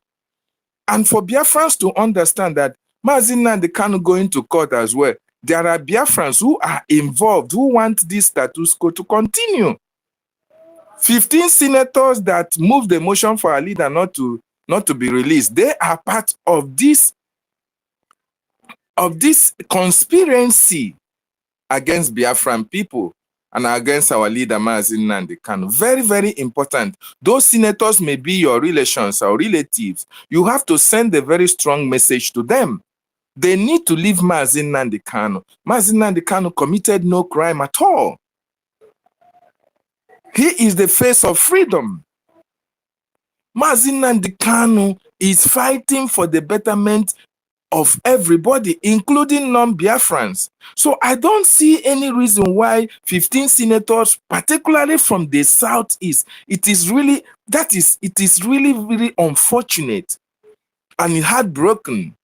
That is those who are answering Okonkwo, Enyinnaya, Okereke, Okafor. These are the people who are raising motion, not even Abdullahi, not even Dan Data, not even Sanusi. These are the people who are raising motions for their own brother who has been incarcerated for 5 good years to remain in detention. Whereas the same crime or the same whatever they called it that Mazi Nnamdi Kanu is committed was the same crime according to them that Sowore, Sunday Igboho are also guilty of that, if that is a crime at all. But if there is no crime committed whatsoever, but why are all these other people left off the hook? Why are they walking free? Why are they visiting any country they want to visit? Why are they having good time with their families? But our leader, Mazi Nnamdi Kanu, is still held in detention. This is something that each and every one of you should ponder about. And you have to bring out the rage in you so that all these people who are involved in this inhuman treatment against our leader will pay a very, very big price, bigger price for this atrocity, not only against our leader, but against the entirety of a Biafran nation. Very, very important we think about this. University, I welcome you as well. Mighty Dot, you are welcome. Our sister Betty, I salute you. Thank you for being here as well.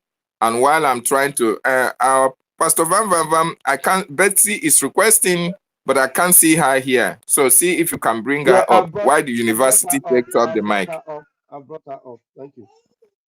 Okay, thank you so much. University, if you don't mind, women first, so that we can give our minister opportunity to speak before. Oh, you are a minister as well, I understand. Sorry. So Betty, go ahead. Thank you. Yeah, Betty can go ahead. Thank you.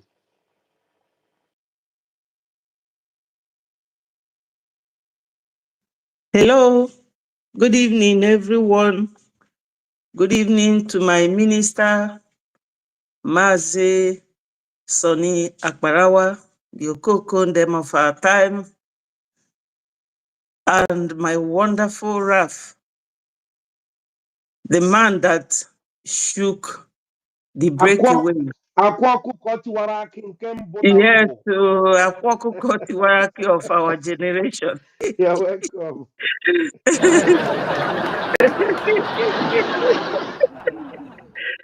Ndị Igbo si no, omife kenyelia. My people, I'm also extending my greetings to my wonderful APM. The man lead here now. Omeziezu Vamnanya, that nobody can stop us. My greetings, special greetings to him for accepting. Do you mean okay? Okay. The winner. The Okay. slow and steady, the powerful okay. That's him, the wonderful guy. Okay. Him and Biafra is a heavy load on Anyibu, Nigeria. So anybody accepting to lead Biafra is a great man. So I'm very grateful to him and I'm proud of him. My greetings to Meji Buago, the dragon, my prime minister. We can never talk about Biafra without him. I also give my mighty regards to our leader, Mazi Nnamdi Kanu. We love you and we will continue to do so. So my people, every minister here, every genuine Biafran here, my regards to you, accept my greetings. Everybody that have already talked have spoken my mind and they touched every area. But we have to garnish it a bit, mixing it with my language so that people at home, I've just called somebody who told me that she's traveling tomorrow, that you should stay at home again today. And she said, okay, that she will. So, but when we are here, we are like the hen that the hawk came to take the child. He says, I'm not crying that what is holding my child has left it, but I'm crying for the world to hear my voice. We will continue. Nigeria can never bring us down. They can never. In fact, my people, as Onyendu will be going to court hearing tomorrow, sit at home. I know that you people sat at home today, Monday. We are grateful and we will continue to be grateful. Remember, 29th of April, 2nd of May, and 6th of May. It will not kill anybody. Do not listen to anybody that we are jeopardizing you people or misleading you. No. Indira Gandhi did it in India during his time. Americans did it during the time of Martin Luther King. Even we as kids, we sat at home for 3 whole years. And we are still here living. It will not do anything to you people, not to your businesses. Nothing will happen to you people. Okwifulaga anye merisigie. Unu nodu n'ụlọ. Unu wee na-egosi the world. No nwerozi anything to do with Nigeria. Before the 1414 amalgamation, Biafra nwa kaibu. Out of our own self-pity, we accepted to be amalgamated. We continued serving them. We didn't get any thank you. We didn't get anything. All we got was immediately they changed from Royal Niger Company to Niger Area Company, which is now called Nigeria. 6 years later, 1966, Febido Bube Kwandiba anyị n'ugwu. We continued being obedient until Ojukwu and was his deputy that time, Efyong, until they couldn't take it anymore. 67 of Shotube Benine. So my people, these people can never change. Ndi adikezi. Even if you wash a pig with, I don't know the type of water you will use in washing a pig, it will still go back to the mud. Fulani controlled government in Nigeria. They can never stop. They can never change. We have to remain strong and get Biafra once and for all. That is the only solution. Ụfọdụ ga-asị gị, why do they want to break Nigeria? Is Nigeria not broken? Nigeria is broken. There's a voice I would like to play, if you allow me. Omoteko apprehended 100 and something Boko Haram people in a truck. But the second thing that this Omoteko is like just our own soldiers. They are guiding their land, protecting their land. Garuba told us that Boko Haram is fighting for their own freedom. So why are we being hounded? So because of the way they are hounding us, this sit at home is your best bet. Do not complain. Onye choli former that is ready to make a sacrifice. I know it's difficult, but you cannot get anything good from an easy or cheap anything at all. It must be hard.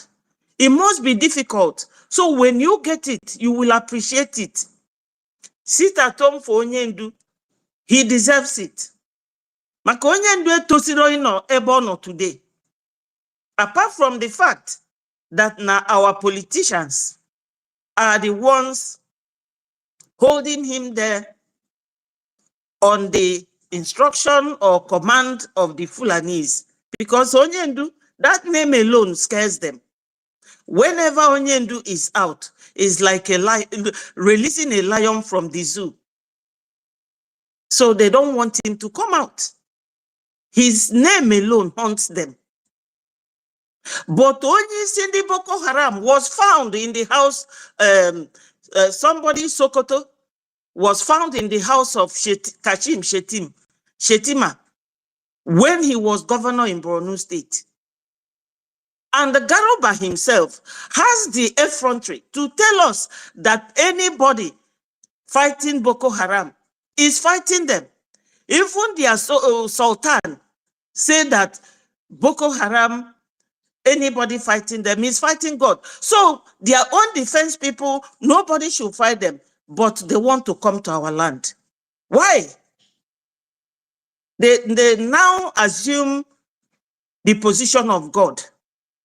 They have the final say. No, my people, they cannot Fulanize us. They cannot Islamize us. That is not our culture. Nigeria is as big in size as Europe. Why do they want all of us to be in a bottleneck, killing each other? Because Nandi they use Undi Fulani, they know what they are doing. Nigeria can never be won. Let nobody deceive themselves. It can never be won. So, my people, when you are looking for something, two things. You have to make the sacrifice. You have to determine to go through it. Because it's like passing through the eye of a needle or jumping through the fire when there is fire inferno in any place at all. Or they're easy, but we are all going through it together. So the nitty-gritty here is that we need to fund these men that are our liberation army. We need to fund them. David has mentioned IOU, biafragov.org/donate. Just take advantage of these and you will not regret it because Biafra has come. They are just delaying us, using all manner of mechanism. Even a woman, Naza or Abu Fulani, is part of their tools, plus the governors in homeland. Because for her to bring an account, Amadu Malan, to give you people and you are not thinking, especially those of you that are still following him, matured men and women, you don't think. We cannot be crying after you people anymore. But if you are donating to that account, just know it. No umubahe ki inebu.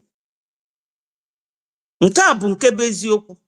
because ozi go fa je ije gbu gentle fa gbuo nwanne ugo sigi oh immediately it happened they send it to my phone and una amago na oga forward there to bow so that kona forward kuya to the governors kona egosi fa na olu fazili ni ya na alukwu ya onye obuna welu akonuche na-eme ife. We have to think. All these things is like a conundrum. Too many things boiling in one pot at a time. So sit at home. Kwanyelu no Mazi Nnamdi Kanu ugu. Mazi Nnamdi Kanu is not just sitting at home, but he has been there for 4 years, going to 5 years now. So for those of you who truly love him, try and fulfill this obligation. Sit at home is not a crime. Is your civil right. Is your legal right. Onwere onye ga-abịa inside your house bịa kpụpụta gị sị gị why iji na nọ n'ụlọ. All right gị ka ọ bụ. So ebe ọ sọrọ onye anwa ya kpụrụ gị na-eje ọ bụrụ court jee si ya gosi gị ebe sit at home ọ kwanyere gị ngwa afịa. No. So on the by in sit at home ka m na-agwazi kịta onwere njọ dị na sit at home. Onwere law in a break in sitting at home. You are just exercising your right. You are master of your own game in that aspect. So don't let anybody put fear in you because you are doing the right thing. You are also telling the world that this government, you are tired of them, that you want your own nation. All hail Biafra. Peace, progress, unity, and equity. My ministers, if you permit me, I will play the voice reporting about these 100 people by Omotek if it will not take time. But if not, That depends. A lot of people are waiting. We will call you to play it later. Let's get the submission of our brethren that are here. After they finish their submission, maybe you are still here. If you have the time to stay, hang around. After okay, University and Mighty Dot, then maybe we'll ask you to come and play it. Thank you so much, mommy. okay. Thank you. Thank All you. right. Thank you. All right, David Mena, please go ahead and bring it. Next guest. Thank you so much, Honorable Betty, for that wonderful submission. Mazi Nnamdi Kanu is not only sitting at home, he has been there for 5 good years. So, is it a bigger price for you to pay as a Biafran just to sit at home for Mazi Nnamdi Kanu just for 3 good days? 3 good days, 29th, 2nd, and 6th. And these days are not consecutively.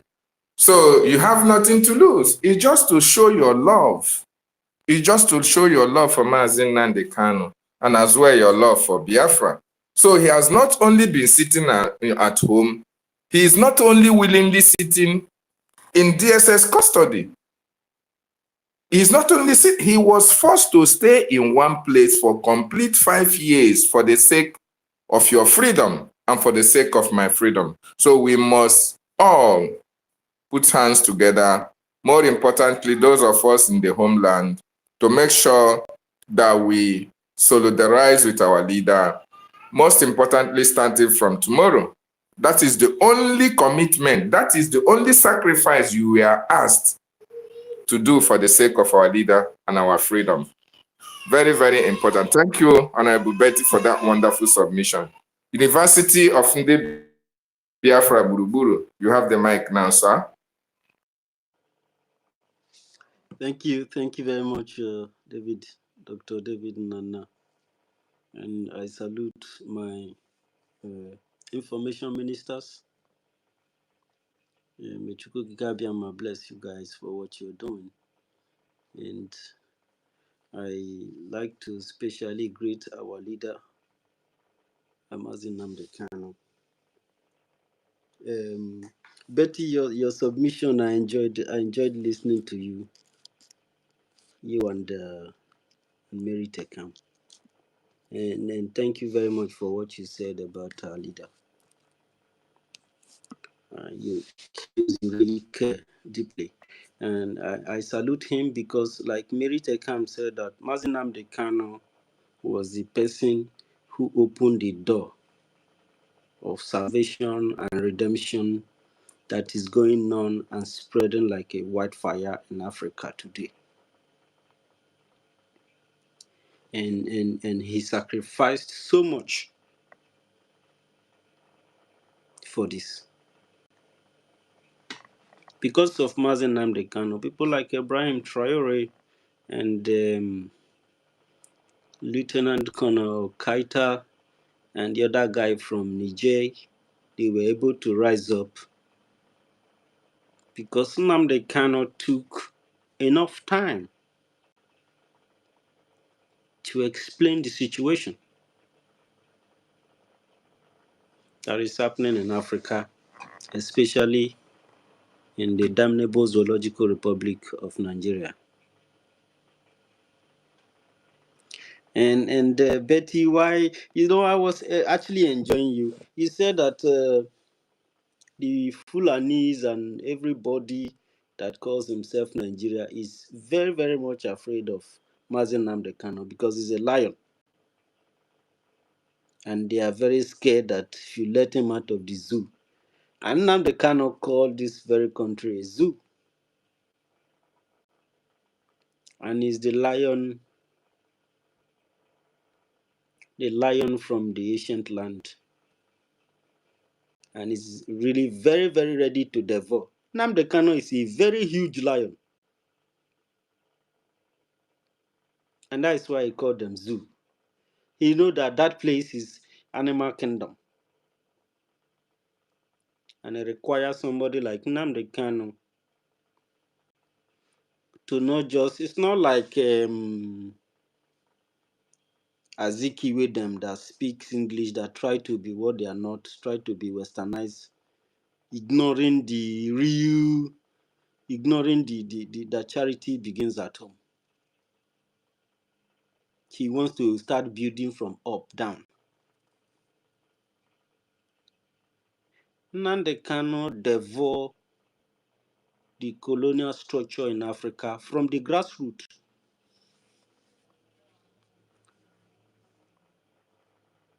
And such a person, having sacrificed even his family, is meant to stay at home since he's been there. So this man deserves everything from Biafran people. He deserves the sacrifices that we are making here. He deserves the sacrifice that Biafran Republic government in exile is doing. That's why you can never sabotage. When you look at men like our Prime Minister Simon Ekpa, who gave everything in his life, it's not perfect, that is why he made his mistake. But I applaud him for not being afraid to make those mistakes.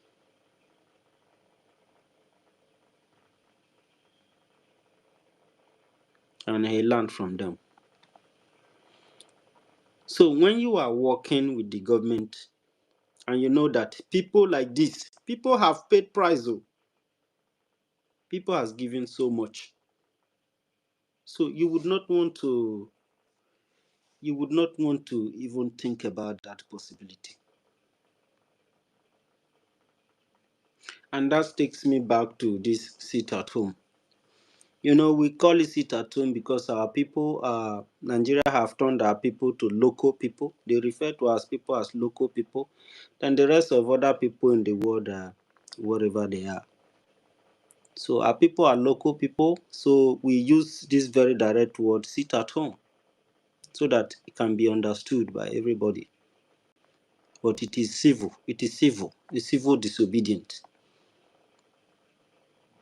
Civil disobedience is a very legal attitude that people use to respond to organizational, national, societal situations, problems, including environment. If the environment happens to be contaminated, people may be asked to sit at home to avoid being killed by such maybe deadly virus or any kind of thing. People sit at home to be safe. When there was corona, people sat at home. That's a good attitude to respond, or even if people criticize it. But if the threat actually exists out there, so that's a safety requirement from protocol for everybody to,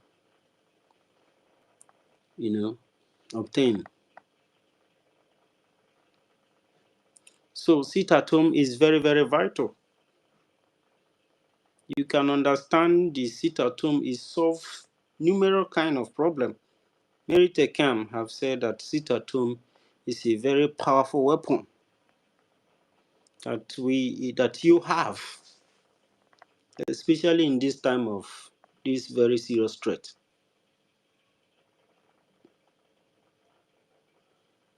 Especially when you are doing it in solidarity with such a honorable man like Mazi Nnamdi Kanu. He deserves it, my people. Considering the safetiness of this kind of civil disobedience, unlike when you go outside to protest, which is very harmful. These people have killed us many times. They have demonstrated their readiness to kill our future.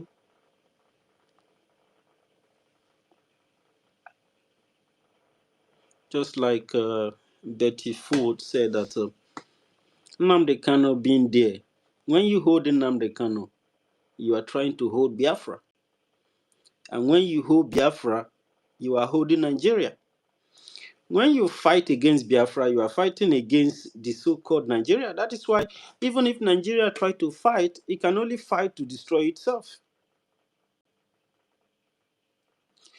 And whatever these people tend to, for example, the Fulani, okay, they are fighting for what they believe in. So what does my people believe in?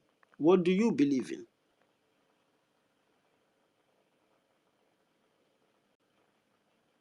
At least if you don't believe in yourself, you don't have love for your land, then believe in Nnamdi Kanu. You have to believe something. You have to have where your interest lies.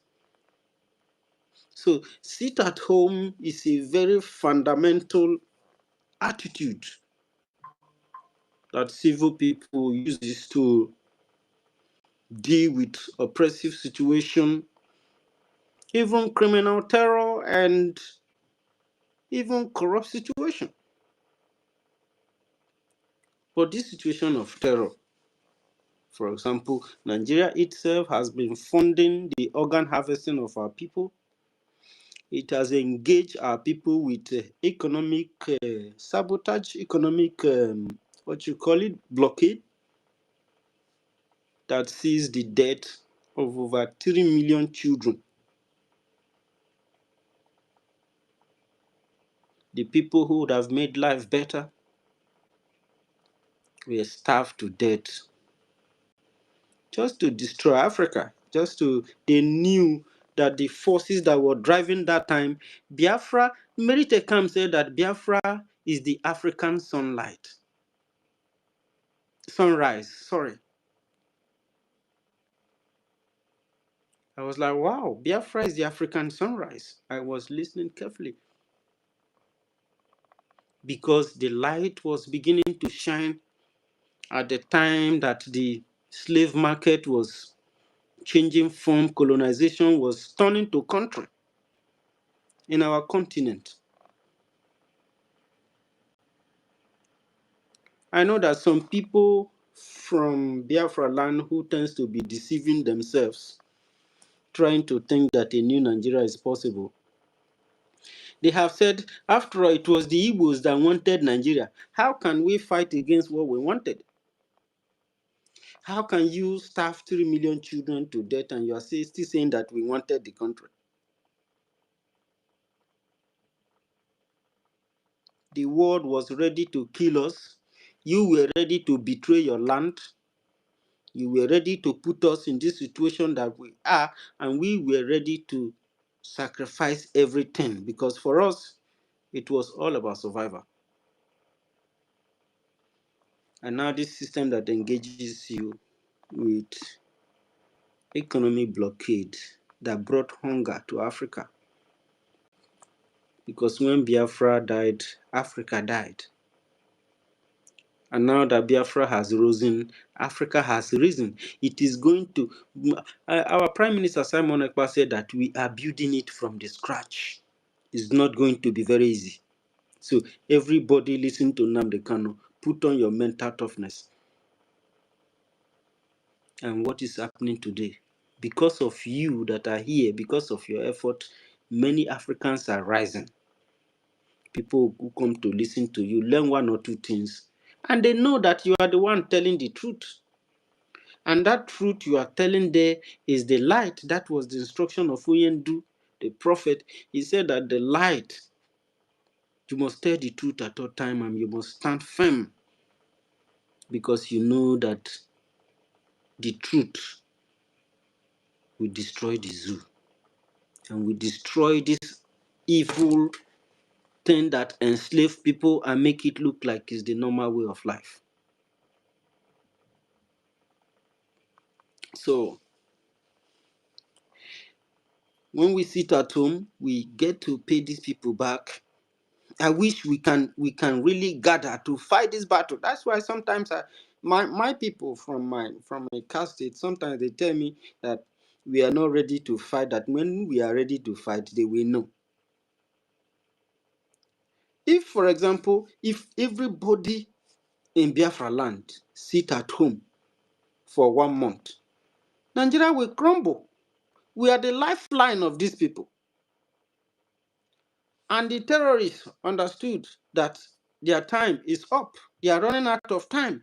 Their mission, as engineered by Usman Danfodio, they are beginning to have pressure. They are ready to kill anything killable,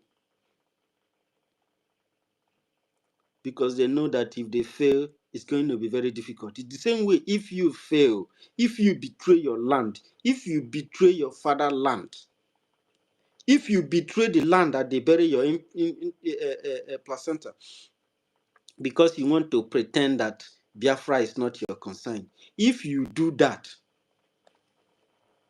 it's going to be very difficult for you.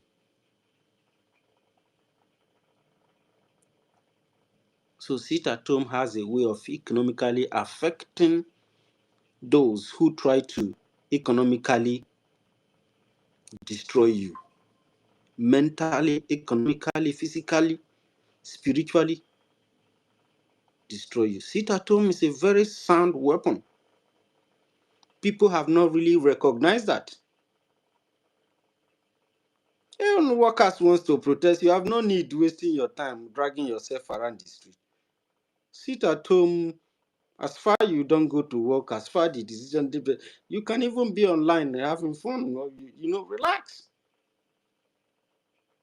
It's like when you pour acid on something, it will be eating it. There is this substance that you add to something, it will begin to wear off that thing, especially if the thing is aluminium, it will turn it to dust. But at first you think that nothing is happening. Before you realize it, everything is gone to dust. That's how powerful sit at home are, if people acknowledge the forces and the energy that is around sit at home. When you sit at home, you paid your oppressor back, economically, mentally. Otherwise, things will just be crumbling gradually. And for the most part, the enemy doesn't see you outside holding flag for him to kill. They are looking for you to kill you. So those are like the olden ways of people who are not very civilized. Except if you want to present something, you want to demonstrate something. But in a situation of war, I tell you, the war that is in Africa is bigger than the one that is in the Middle East and Europe and everywhere combined, put together. The people who dies in Africa is uncountable. You saw Ibrahim Traore cry about it. He cried. And you know, at first when he was talking, he was like thinking about what he was saying, and he felt he cannot understood why people cannot see what he is seeing, why people cannot understand. And I cry for them. That is the biggest shame that will happen to anybody who stands against such a person. They are all going to fail. Even you know that the spirit is strong. And that's why you are here. You understand that the only where solution lies is this path that you have chosen. You love your land and you love your people. The land and the people. That makes a country. But this people culture is entirely far away from ours. A culture that takes pleasure in killing fellow Africans. You slaughter your neighbor. You collect money for ransom with your neighbor. You enslave your neighbor. You trade them in form of banditry. This is not an African culture, and this kind of thing is evil in Igbo land. It is a terror. It's something that is the whole land fights against. So if you are, because you are shouting one Nigeria, you think that you are more westernized than anybody here. Or you think, okay, you are more colonized, you are more into slavery.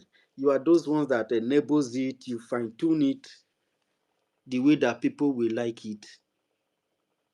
The evil that you have committed in our land. The land will swallow you when the time is right. We have obligation. This is our responsibility. We need to sit at home. And, you know, because all these things you do, trying to be politically correct, you are wasting resources. Your government need those money. You don't have a government. Nigerian government is not your government. It is the one funding your terror. So stop pretending like you don't know it or they have to whisper it to your ear. And the more you support it, why we call on you is because when you support it, you support them using your resources to destroy you. Why they engage you with things that are irrelevant activities, and then you lavish those resources. They made you chase something that are not there. They corrupt you against yourself. And so were your fathers before you. So we have to acknowledge our purpose in life as a Biafran person, as somebody who is, according to the zoo pattern, somebody who is from the southeast, from the south. You have to acknowledge the responsibility that we have, that we own to ourselves, to liberate ourselves, and we have to acknowledge our heroes past, because Nigeria have now, you know, they accept that they committed genocide. They accept that they fought against the freedom of the land.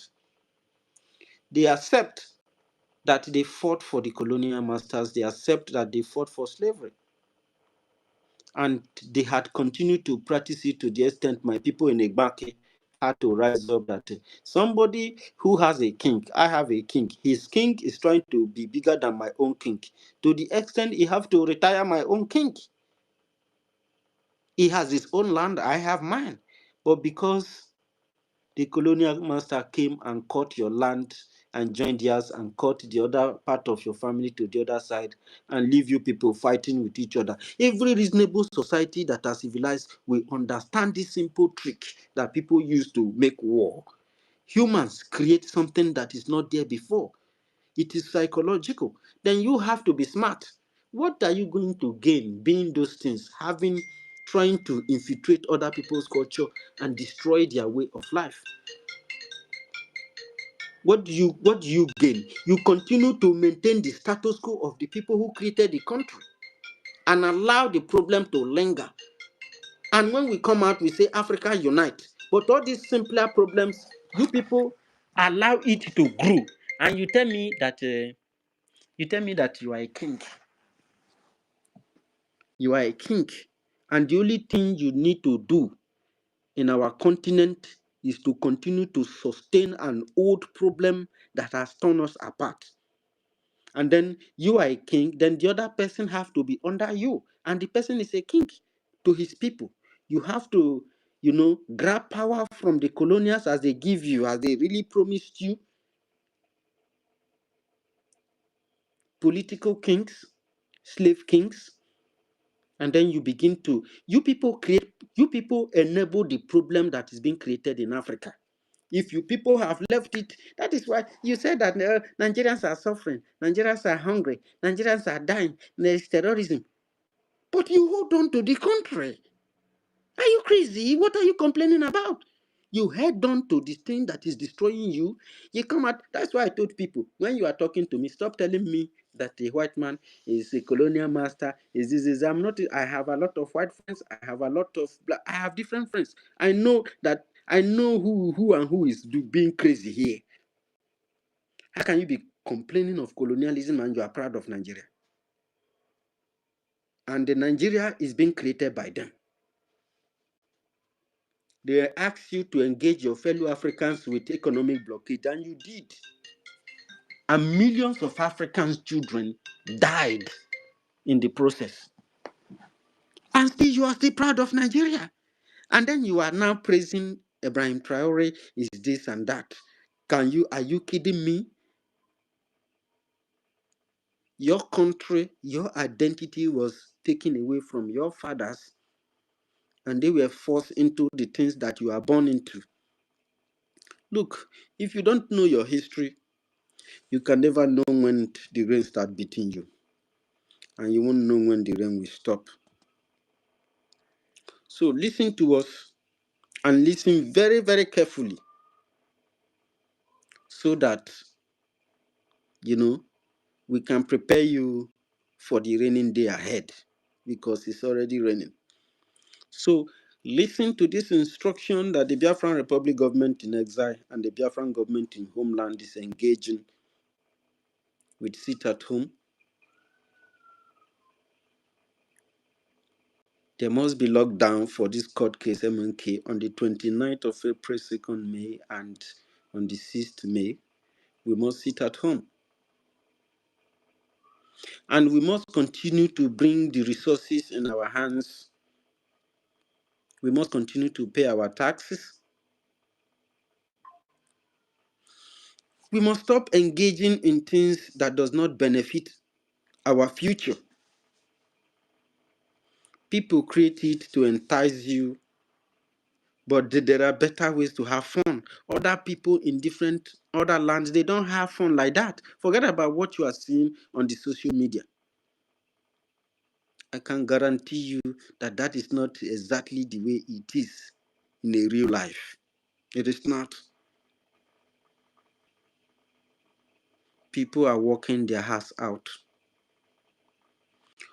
So listen to this very instruction, because this very sit at home is part of your lifeline in holding this very this terrorist country to account.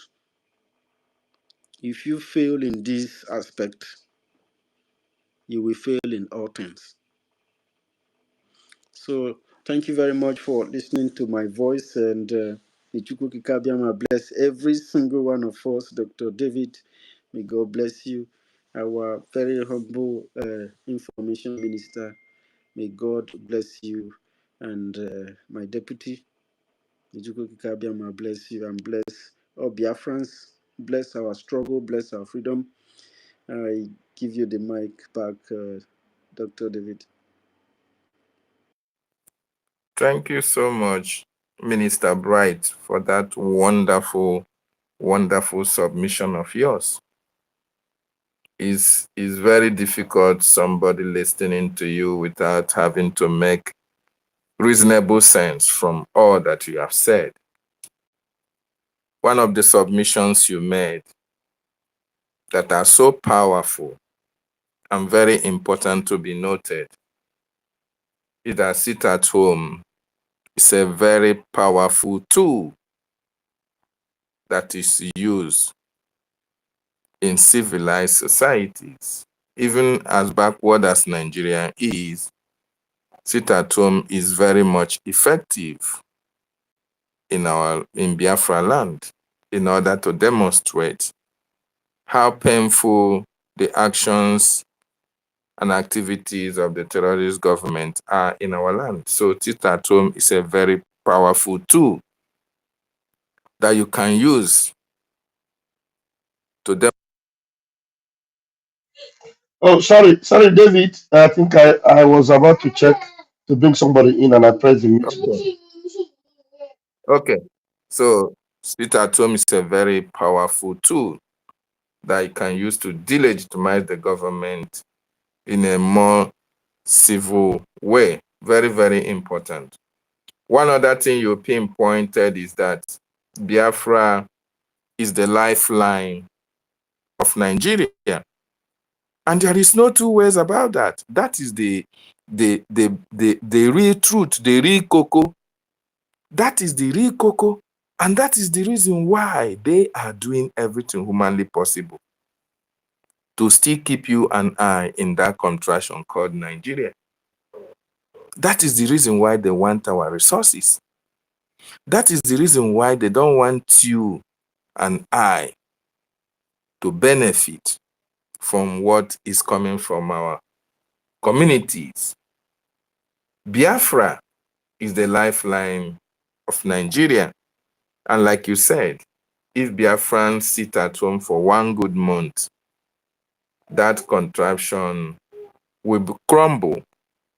That economy will destroy because we are holding the economy, if not only Africa, but at least for Nigeria. Very, very important. Another important submission you made, you said, when Biafra died, Africa died as well. Now that Biafra have risen, you can see African countries rising up to the challenges of the time. Who made it possible? Our leaders, Nnamdi Kanu, when he started talking about the atrocities of the colonial masters in Africa, African countries started picking interest in what he was saying, and they really understood that Nnamdi Kanu was speaking the truth.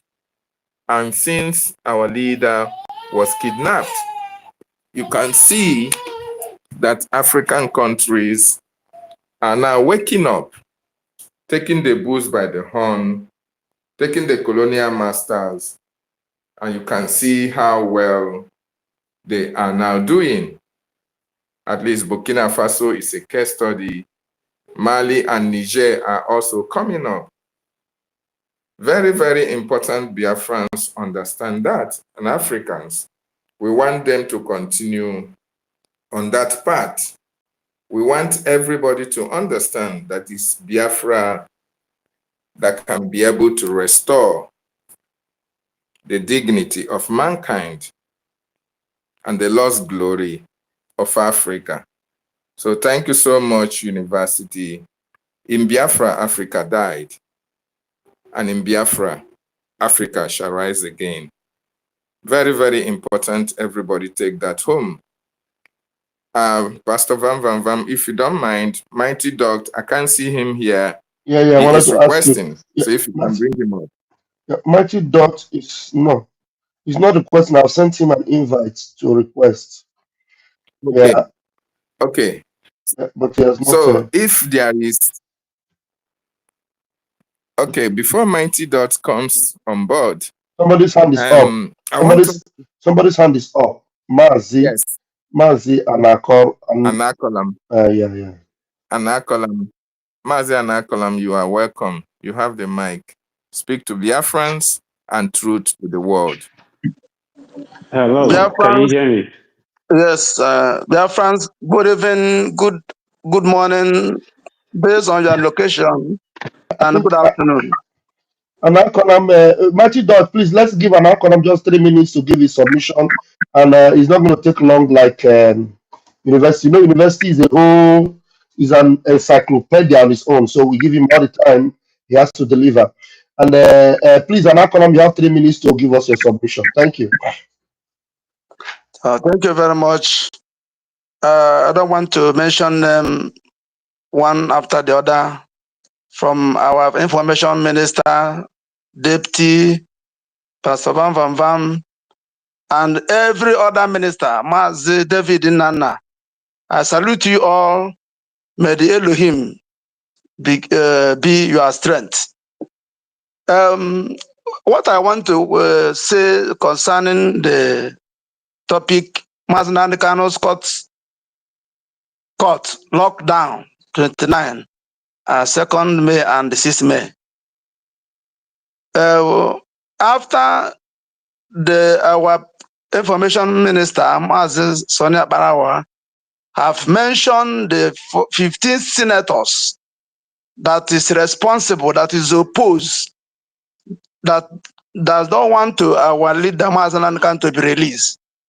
Honestly, I am very, very annoyed. And I want to tell Biafrans, just like university said, I want to tell Biafrans that these people are playing with Biafrans and playing with our intelligence and playing with our leader, Mazi Kanu. For 5 years, somebody's keep in darkness, in one place. Think about it. You yourself, if you don't go out for 1 week, for 2 days, you will know how you feel. So, but this one, that these people, they decided to hold their own people. Honestly speaking, I want to use this opportunity to tell their friends, one, if it will be possible to investigate these 14 people or 15 people to know whether is the type of Ngozi or Abu Fulani, because when we hear that Fulani is around us, they have surrounded us. We never knew that they are into our government, into our land. They are our governors and they are our senators. Those senators are they real Igbo blood. So this is another thing, because You make me curious nobody to knows. wait, Mazi and Alconam, you just forcing me to interrupt. Nobody You know, knows. Nobody knows that. it looks like he's not hearing me. Can you hear me? Nobody knows that. Alconam, can you hear me? Alconam, can you hear me? Yes, I can hear you. All right, just hold on a minute. You just get me very curious. You said we are going to investigate. Who do you want to investigate? Nigeria senators. Want to investigate them. Those guys, you already know their line. You already know their playbook. You know, and you and I also know that they have lost legitimacy as far as Biafra land is concerned. So they don't count as far as our restoration has to do. So from that point of view, except maybe you didn't join us from inception, maybe if you understood how this autopilot got to this point, you will know that with those people, they don't play anymore. So, and what else do you expect? We know that all those people, that is what they want. They do not want Mazi Kanu out. Mazi Kanu had come out openly to denounce Iberibe. He did not call his name, but he actually said that no senator made them to release him. That they only played the card to their own interests. Because as far as the law is concerned, the senators have they don't have that right or that legitimacy to play, what do you call it, shorty for anybody, as it were. So Mazi Kanu understood that they tried to use him, and he debunked it. He not only debunked he debunked including Ifeanyi Oba by calling Ifeanyi Oba's name and saying that anybody that knows him should go and tell him that he should beware. The only reason why we knew that Mazi Kanu had nothing to do with the Delilah of this world was because Delilah Even though Mazin Kanu have distanced himself from all these politicians, and Ifeanyi Uba particularly, Delilah went and started lip licking and lob licking and going around with him and the rest of them. Ifeanyi Ejiofor, what do you think that made him to lose his place in Mazin Kanu's list? It's because of Ifeanyi Uba and all those things. So these people, you don't even come and make that request that we will investigate. Who will investigate them? Do they belong to Biafra? As far as Biafra is the reason why they are still alive is because Idwakalono has not gotten to them yet. That's the reason why they are still breathing. And by the time we activate it to the level where it will get to them one after the other, they will all be running up and down. In fact, you won't even see them again. They will be changing their looks. Some of them will go and do plastic surgery. Believe you me. So please, just don't delay us with that. You can give your submission in the last 2 minutes that you have based on any other point. But that one, thank you very much. Thank you very much. Thank you very much. What I have to say is again is based on this. If it will be possible, let Biafrans prepare for 1 month lockdown. I think this is one of the things that we even check the world, the people we know, all the 40 states of Biafrans. If you know that you are one of the states in Biafra land, the 1 month lockdown should be prepared. After, if they don't release our leader within these 3 days, after hearing what they are, we should prepare for 1 month lockdown and the other actions that will follow. And let us also support our defense force. Our leader, Prime Minister, have done everything. Put the Biafran struggle to the international world. Give us Biafran Liberation Army. Give us Biafran Bank. Give us Biafran money. Then what else? Within the space of 5 months, 5 years, as he said, that you will give us Biafra within 5 years. He did it. Only for us to defend that thing that has already handed over to us. So that is what my conclusion. We should prepare for a very, very big thing that will hit Nigeria, even if it's this 1 month sit at home. So it will be very, very nice. Because now we are not when we want to fight, you don't look where you will punch somebody. Even if it's in the eye, punch the person and the person will get blind. So that is my own submission. Thank you very much. And I will pray that to our leader, our Prime Minister, by grace of God, we all shall march victoriously and triumphantly. In the name of Chukwuka Abiyama. He said. Thank you so much, Mazi and Akolam, for that wonderful submission. All these people you mentioned, they have their time. They will have their own day with the Biafran people, and they will certainly regret it. Thank you for your wonderful submission. Before I come to Mighty Dot, I want Biafrans to understand that if there is one particular person that wants delegitimization of all these Fulani stooges in our land, and if there is anybody that wants Biafra today and tomorrow, and anybody that wants to give these blows to all these saboteurs in our land, Mighty Dot is one of them. Mighty Dot, you are welcome to the stage. Pick the mic and make your submission, sir. Hello, can you hear me? Loud and clear. All right. Yeah, greetings, everybody. Well, it's good to be among you once again. So, there is something that I want us to understand. There is something that has been going on for a very long time. And all those secrets, all those games are beginning to unravel. One of them, the major reason is why Mazi Nnamdi Kanu is where he is today. And Mazi Simon Ekpa is where he is today. And what are those reasons? The reason is because the West and their allies can never let us be free. because our freedom means their end, their downfall. It has been proven in so many ways. What am I saying? They understand where Mazi Nnamdi Kanu was heading.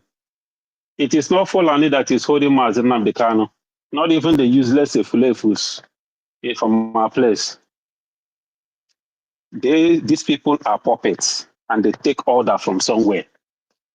And that order is coming from Britain, the European Union, and the West.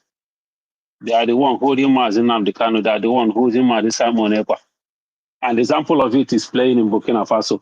What is happening in Burkina Faso now, everybody talking about Ibrahim Traore, is because the West have seen that it's like a spell or a bond. They are holding us like so tight. And Burkina Faso breaking free is like a criminal that just escaped from a prison. And they have to hunt that criminal down to put that criminal back where they belong. That is what is happening. It's like a slap to their face. It's like, how can these people be free? Something that has never happened in a very long time. How can these people be free? They know that Biafra is the only people that can break every African nation free.